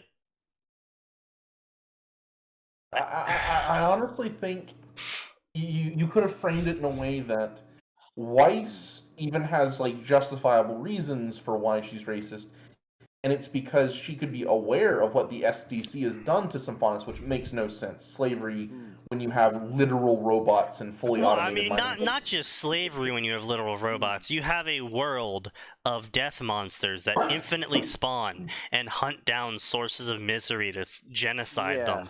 And so your solution is to enslave an entire species and force them to work in mines until they die? Good idea. Well, Literally. it might be like Minecraft, the faunus yearn for the mines. Indeed. Didn't they explicitly say that what's his name? Wise's dad was working with Salem intentionally and doing that shit? I have no idea, but in the end, does it really Wait, matter? Yeah, I don't. what? Yeah, I never paid attention to Ruby past like season 7. I don't fucking know if that's the new canon or whatever, but it doesn't really matter. It doesn't make sense from the get-go unless you're gonna have Jacques be this like hyper evil dude that has somehow bought off the entire fucking world. Because it doesn't matter if he's bought off Atlas. Literally anyone in any other country knowing about the STC using massive slave labor on an entire species of people until they fucking die from exhaustion, and the knowledge of the Grim existing in general, you would have cultures that would abhor causing conflict. The other 3 fucking kingdoms would go to war against Atlas if they kept that going on. Especially because they fucking canonized that as actually happening. They all 3 countries went to war with Atlas. That was the previous Great War. Jesus. No, I honestly, if you want to keep the slavery in, I'd make Jock like a warlock or something that's made a pact with Salem or whatever. But you could have Weiss develop her racist views as a defense mechanism. Sure, yeah. There's so much you could do with it. It's just it doesn't make sense. As I've said so many times for so many fan fictions, the author had 101 options and somehow managed to pick the worst fucking one. Yeah. But, so speaking of media illiteracy, Sign, I know you've had recent troubles in your stories with some media illiterate people. Specifically in one story. Well, in his other ones too. Yeah. So you want to expand on that at all? You don't have to if you don't want to. We can just move on to a different topic.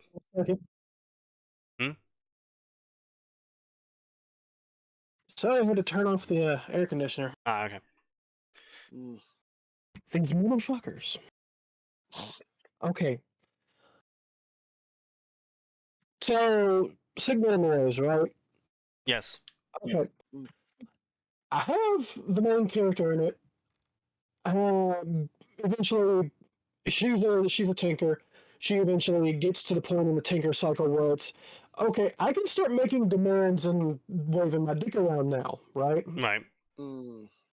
As one does when they get strong enough. Okay, so she has a sit-down meeting with the leader, the interim leader, I guess, of the ABB after Long's been kicked out. Yes. And basically tell him, okay, look, you can keep existing as a group, but this is the list of shit I don't want you to do anymore. Obey this list, and I'll let you continue existing.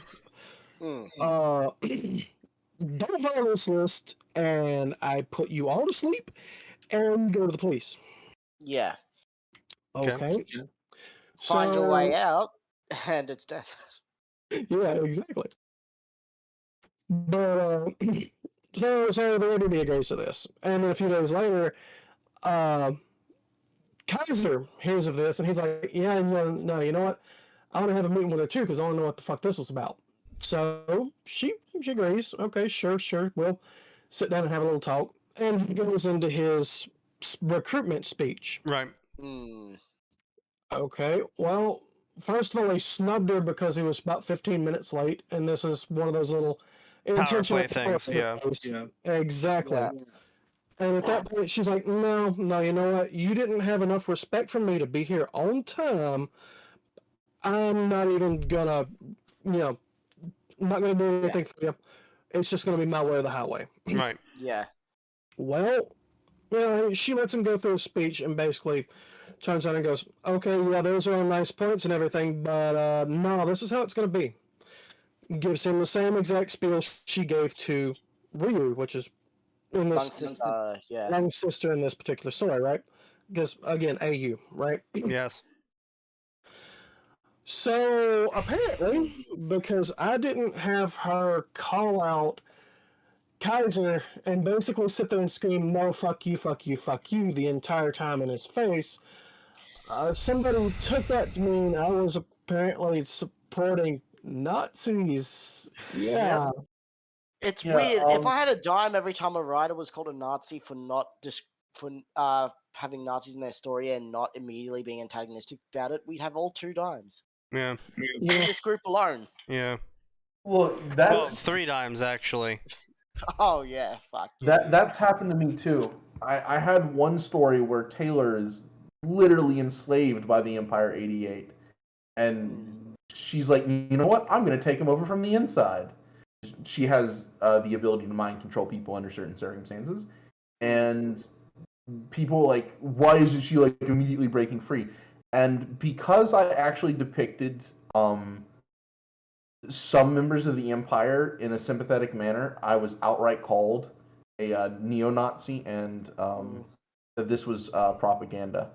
I got that for Predatory too. I also got called a race baiter for pointing out actual real-life crime statistics in Predatory. Yes, race baiting. Yeah. We I'm pretty sure we are all familiar with those statistics. Yes, we don't need to talk about those too much, but you know, this is just a meteor illiteracy in a nutshell, and it's honestly painful because it's like, okay, so I'm not able to include anything besides a mono skin tone human species that are all fat and skinny at the same time, and are also all tall and short and disabled and not disabled, and they're all queer but also straight, but they're also all queer definitely 100% of the time, but also they have to reproduce, so they're straight for that. And yeah, it's just like, because if you have people be a majority straight, then you're gonna get called out for being homophobic. If you don't include black people, then you're racist. But if you do include black people, you're racist. And you know, if you have groups of people not liking each other because of characteristics, you're racist. But if you don't have people not liking each other because of characteristics, you're also racist because they're different, and differences aren't allowed, but also at the same time, they have to be different because people are different, but also you're racist. Your mental gymnastics required for this. Yeah, it's just like, oh, but if we include other species, then actually your other species are an allegory for Jews and black people, so you're also anti-Semitic and racist now. Oh, man. And if you include a species of hyper slugs that fly using their glands, you're fat phobic now, and you're making fun of fat people. And it's just like, okay, so we're gonna have an amoeba, we're giant talking amoebas, or you're making fun of poor people now. It's like, what? They try to find any little thing they can to bitch about. That's why you say no, fuck you. Though I probably don't have as much defense. My first Wormfic idea was Taylor joins the Empire because when she was being bullied by Sophia, one of their members stood up for her once. Oh yeah, the Akrut, yeah. I've heard of that. Yep. And no, I mean, I don't understand why that didn't happen in canon. It didn't happen in canon because Wildbow is a Canadian. And doesn't understand America, basically. Yeah, effectively. So that, and apparently Sophia listened to a white chick, so.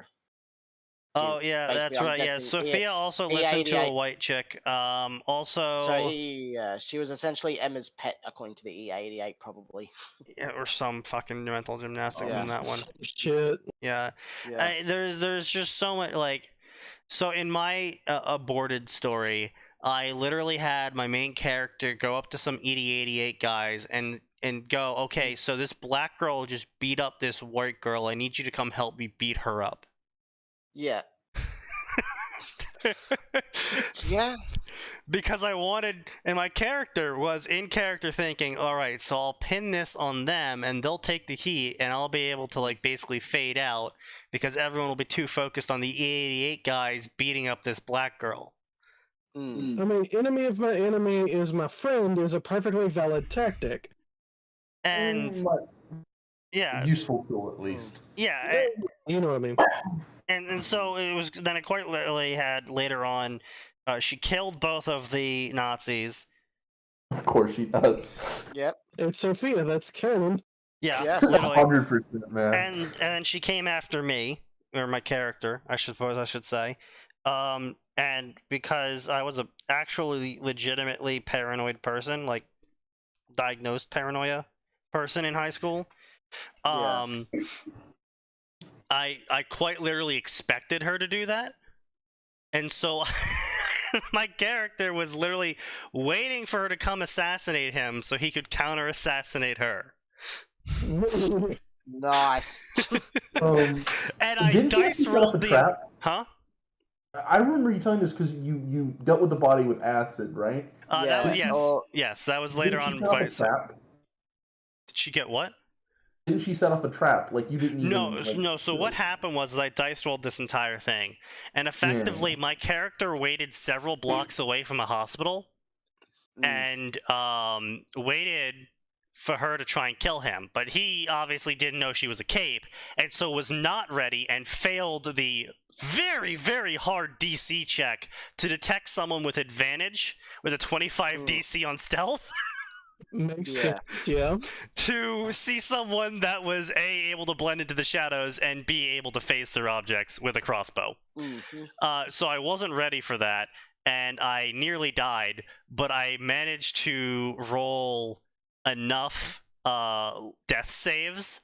I was one death save away. I had 2 successes and 2 deaths and 2 fails at the door of the hospital. Yeah. Wow.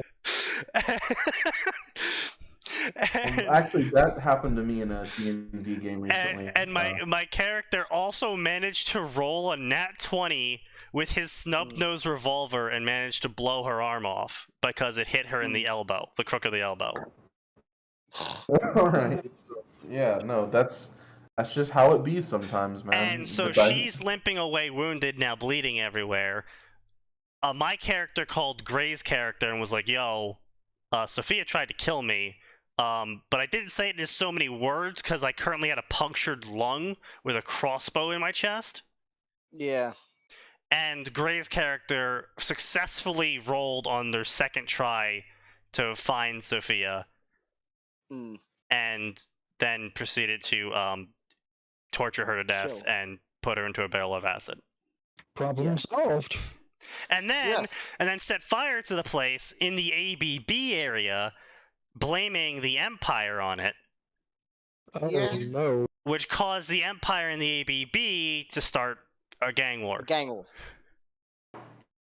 And by the way, all of that was dice rolled. We almost went the entire night without a single conflict between the ABB and Empire, but on the final roll they found each other. So yeah, that was actually like I actually enjoyed doing all of that rolling. Like that was actually a fun part of that story, but then I realized I have to write a worm story, and so I was like, no. But yeah, I did get some accusations, but more or less it kind of went nowhere because I never updated again. Didn't you throw in the N-word or something and not get I did. in trouble because you had a Nazi saying it? No, my character said it to the Nazis to convince them to go beat up the black girl. I mean, yeah, that seems like something lefties would agree would work. Yeah. And so yeah, that's how I got away with it. I didn't have a Nazi say it. I mean, I live in the deep south now, and that's not how white supremacists talk. No, not at all. No. I mean, it depends on where you are. Some of them will do it to be edgy, or when they're being. Honestly, I have legitimately heard more people drop the hard R who I wouldn't call white supremacist than I would call white supremacists who have dropped the hard R. Now, don't get me wrong, I didn't say they weren't racist. They definitely racist. But white supremacists now, they were just racist.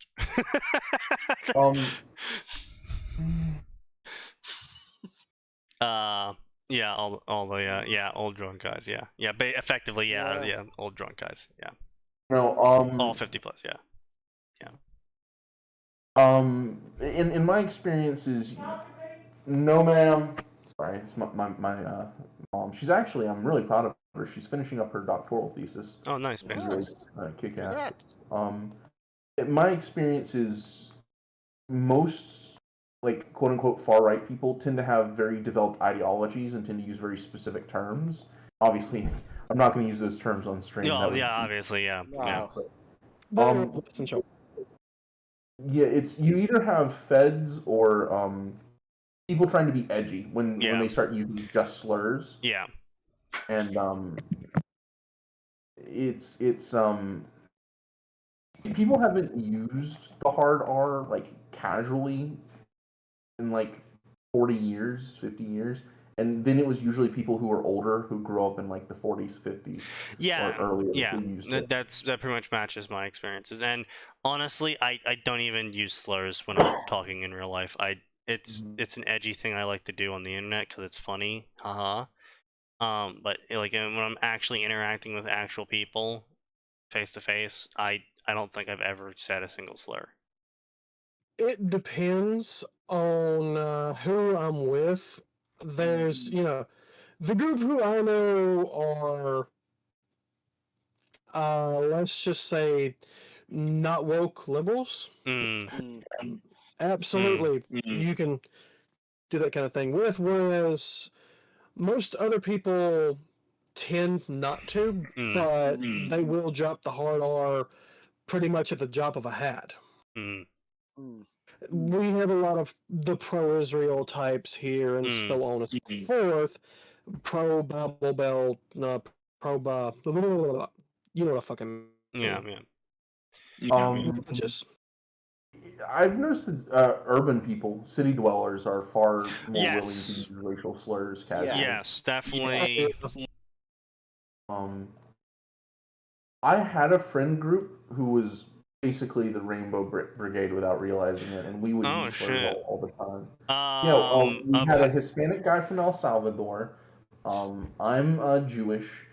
We had a guy who was the most stereotypically Irish you can imagine. Freaking red blonde hair, like 5'2", could drink alcohol like nobody's business.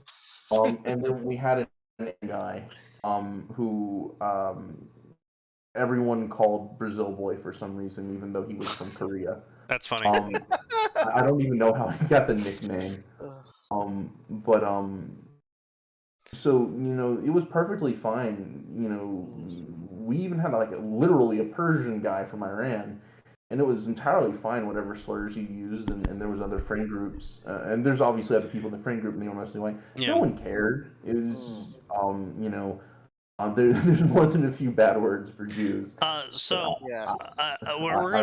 gonna slide on past this topic because I actually just found something interesting. Oh.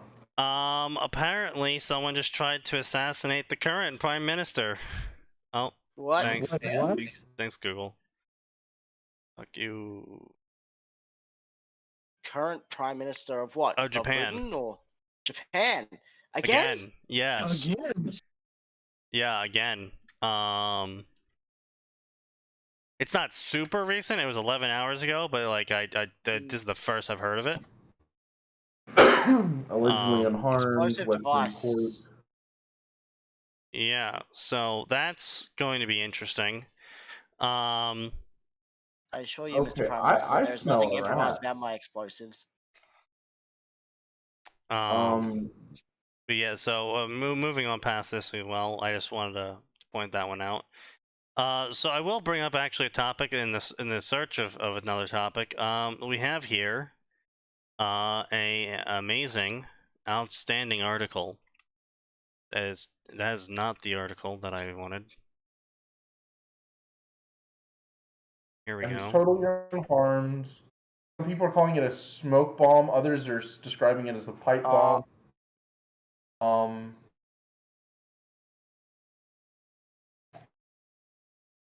This may have just been a stunt instead of a attempted assassination, but could be. I don't think this was a smart idea. No, at all. Not at all. Yeah, no, I mean,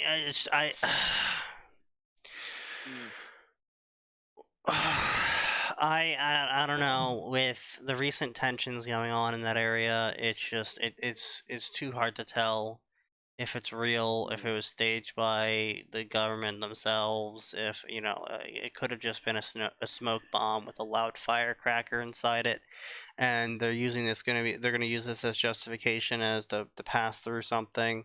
Or, this might have been a genuine attempt from the CIA, or it might have been a genuine attempt from China, or it might have been a genuine attempt for some retard from China who is like, China #1, I will kill the Japanese prime minister, and I will be hailed as a hero for China. Like, we don't know.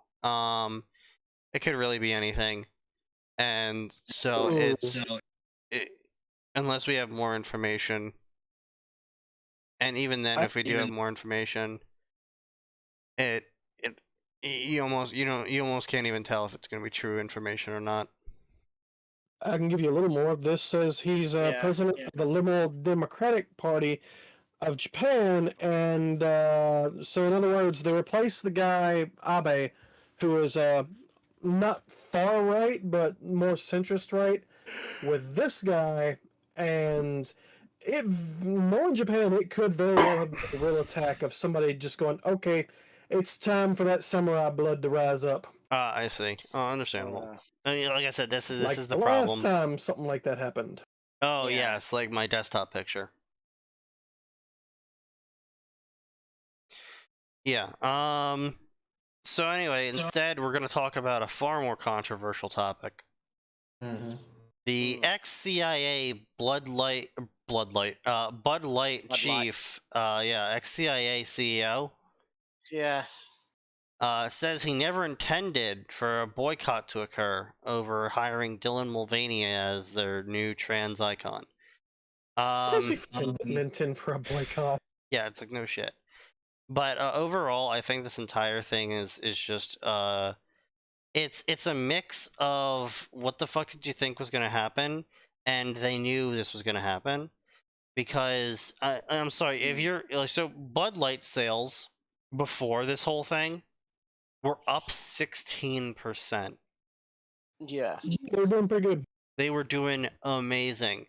And the head of marketing, or whatever her position was, came out and said, oh, you see, actually, what Bud Light was doing so bad, they were on the verge of collapse. And so that's why they brought me in to be more inclusive with our branding. Wow. And remember, this woman that said she wanted to do away with the frat boy atmosphere was herself a frat girl. Frat girl atmosphere shit, and drinking beer and so on and so forth. Yeah. And she says, oh, well, we need to be more inclusive so we can get more people to buy Bud Light, which is very interesting because Bud Light's purchasing group is pretty much maximized. Like, there's pretty much not anything you can do besides just run more campaigns to remind people that Bud Light still exists and that you should go get some. Like, because everyone who's gonna buy a Bud Light is pretty much already buying Bud Light. Like, I extremely doubt there is a legitimate gay person who is going to legitimately say, if asked, oh yeah, I didn't buy Bud Light because there was never a gay ad for me. Like, No, it's not about that. oh, but No one has ever bought out. That's what no they're one has saying. ever not bought alcohol because there hasn't been a gay ad for them. It's always been because of taste or preference. Exactly. There is going to be not a single gay person in existence. There's not going to be a single trans person in existence that is not drinking Bud Light. Because, again, this is not some sort of fancy alcohol. This is not some sort of hard-to-get alcohol. This is not some minor brand that a lot of people don't know about. This is not some sort of brand that, you know, maybe previously in the past was running anti-trans, anti-gay ads, you know, go Middle East, Islam's right. You know, like this is a company that made ads where the two characters were like, yo, let's do dumb thing that works, and they're like, yeah, dumb thing, it worked. Real men of genius. Dun, dun, dun, dun. Like, come on, like that was legitimately a great ad because that is literally the group of people that are gonna fucking drink it. And you gotta remember too that Bud Light is just one particular product that of Anheuser-Busch. Anheuser-Busch sells, and it's not just Bud Light being boycotted; it's their entire brand, Yeah. which is honestly shocking because I've seen these attempts at boycotts in the past from people, and they're like, "Oh, well, I'm not going to buy Kellogg's anymore." It's like, well, you know, Kellogg's is owned by this giant subsidiary that sells all these other products, and you're still buying those. And they're like, "Oh, well, yeah, but like, it's like, okay, you have to fucking boycott the actual fucking company. You can't just boycott the one drink they make of 50." And that's what they're doing. Yeah, and that's what people are actually genuinely doing this time around, which just goes to show you can fuck with a lot of things, but fucking with a man's alcohol. Yeah. But like I said, go back to the original point of this whole fucking controversy, air quotes, justification, air quotes, parentheses. Running an ad. I mean, if you put anyone but Dylan Mulvaney on the can to promote it towards gay or trans acceptance, I honestly think you would have been better off. I don't think a boycott would have occurred. I think the boycott is specifically occurring because of who Dylan Mulvaney is. Yes. Dylan Mulvaney is a jester. They are a clown. They are beclowning themselves. Dylan Mulvaney is a clout-chasing bitch. They literally have an entire documented online history of this, where back in the day when being environmentalist was cool, they made attempts at environmentalism videos. Back in the day when being vegan was cool, they tried to make vegan blogging videos. Back in the day when being gay was the new thing, they tried to come out as gay, but they only hit it big recently when they came out as trans, because trans was the new thing, and then suddenly they got 10 bajillion likes on everything. Yep. Well, okay, Sneaky, what you have to understand is that the people who drink Busch beer, Bud Light, they do not care about any of that shit. They're not like us. They're not going into social media. Right, I know, but what I'm saying though is that Dylan Mulvaney has made public appearances. They don't even have to go on social media. Dylan Mulvaney has made appearances on Fox. They've made appearances in the White House. They are a acknowledgeable normie individual now. Like, I know someone who literally only watches Fox occasionally and does nothing else, does not watch any other news, doesn't go on social media at all. They knew who Dylan Mulvaney was and why it was dumb for them to be on a can.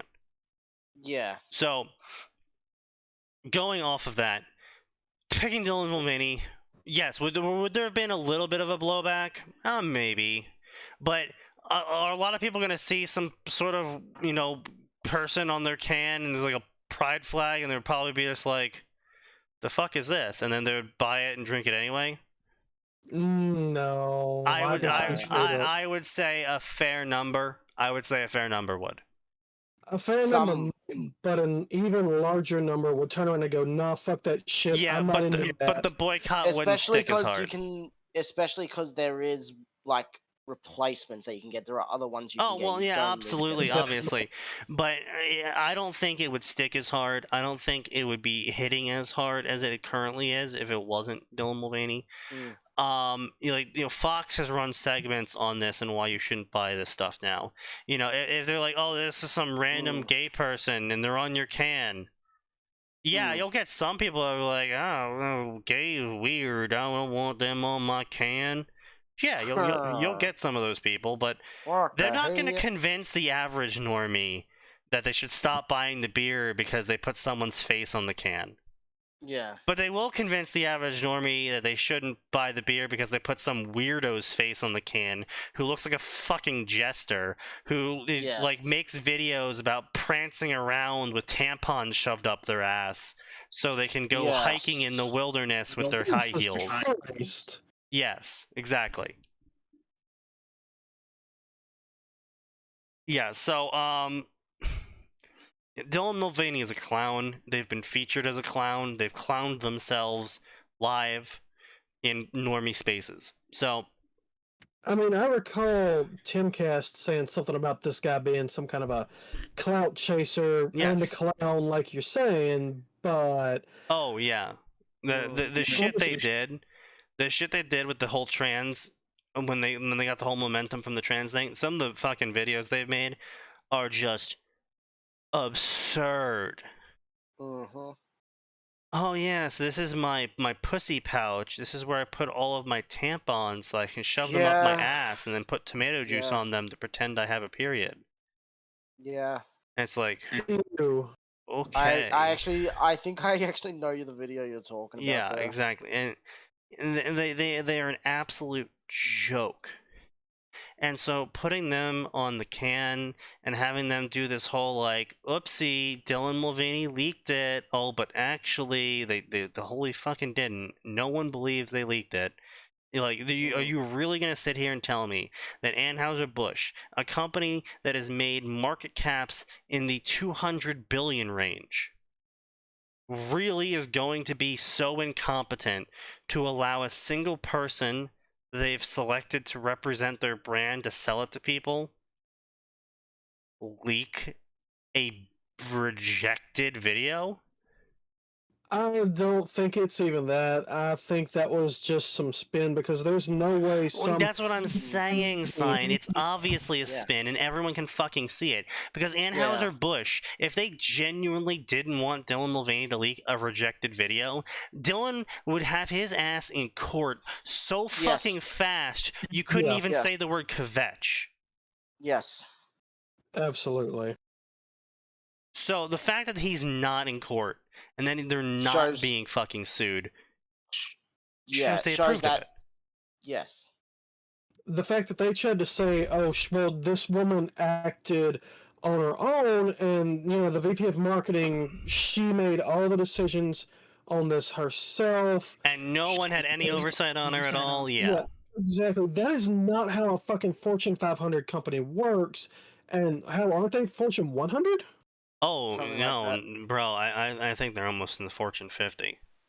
Yeah, they're a big money company. That is not how those companies work. You don't do a damn thing regarding your public image without at least like 3 layers of oversight. Even if you are at the top, you still got to go through other people to get anything done. Oh yeah, no, absolutely. And so the fact that they're trying to play this off just reeks to literally everyone. And so, I mean, it doesn't hurt that Kid Rock and other notable personalities came out and said, hey, people that like me, fuck this shit. And everyone else is like, yeah, fuck this shit. Travis Stewart and Kid Rock had some of the most base takes on this shit. Yeah. But, this is an absolute fucking joke.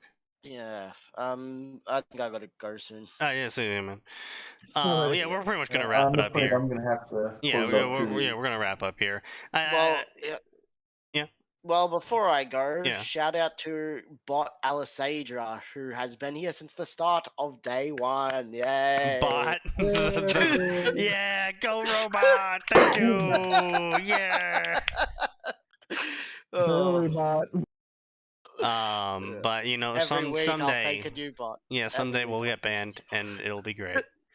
But until then, we've been probably incorrect, and I guess we'll see you guys next time. Hopefully. Never.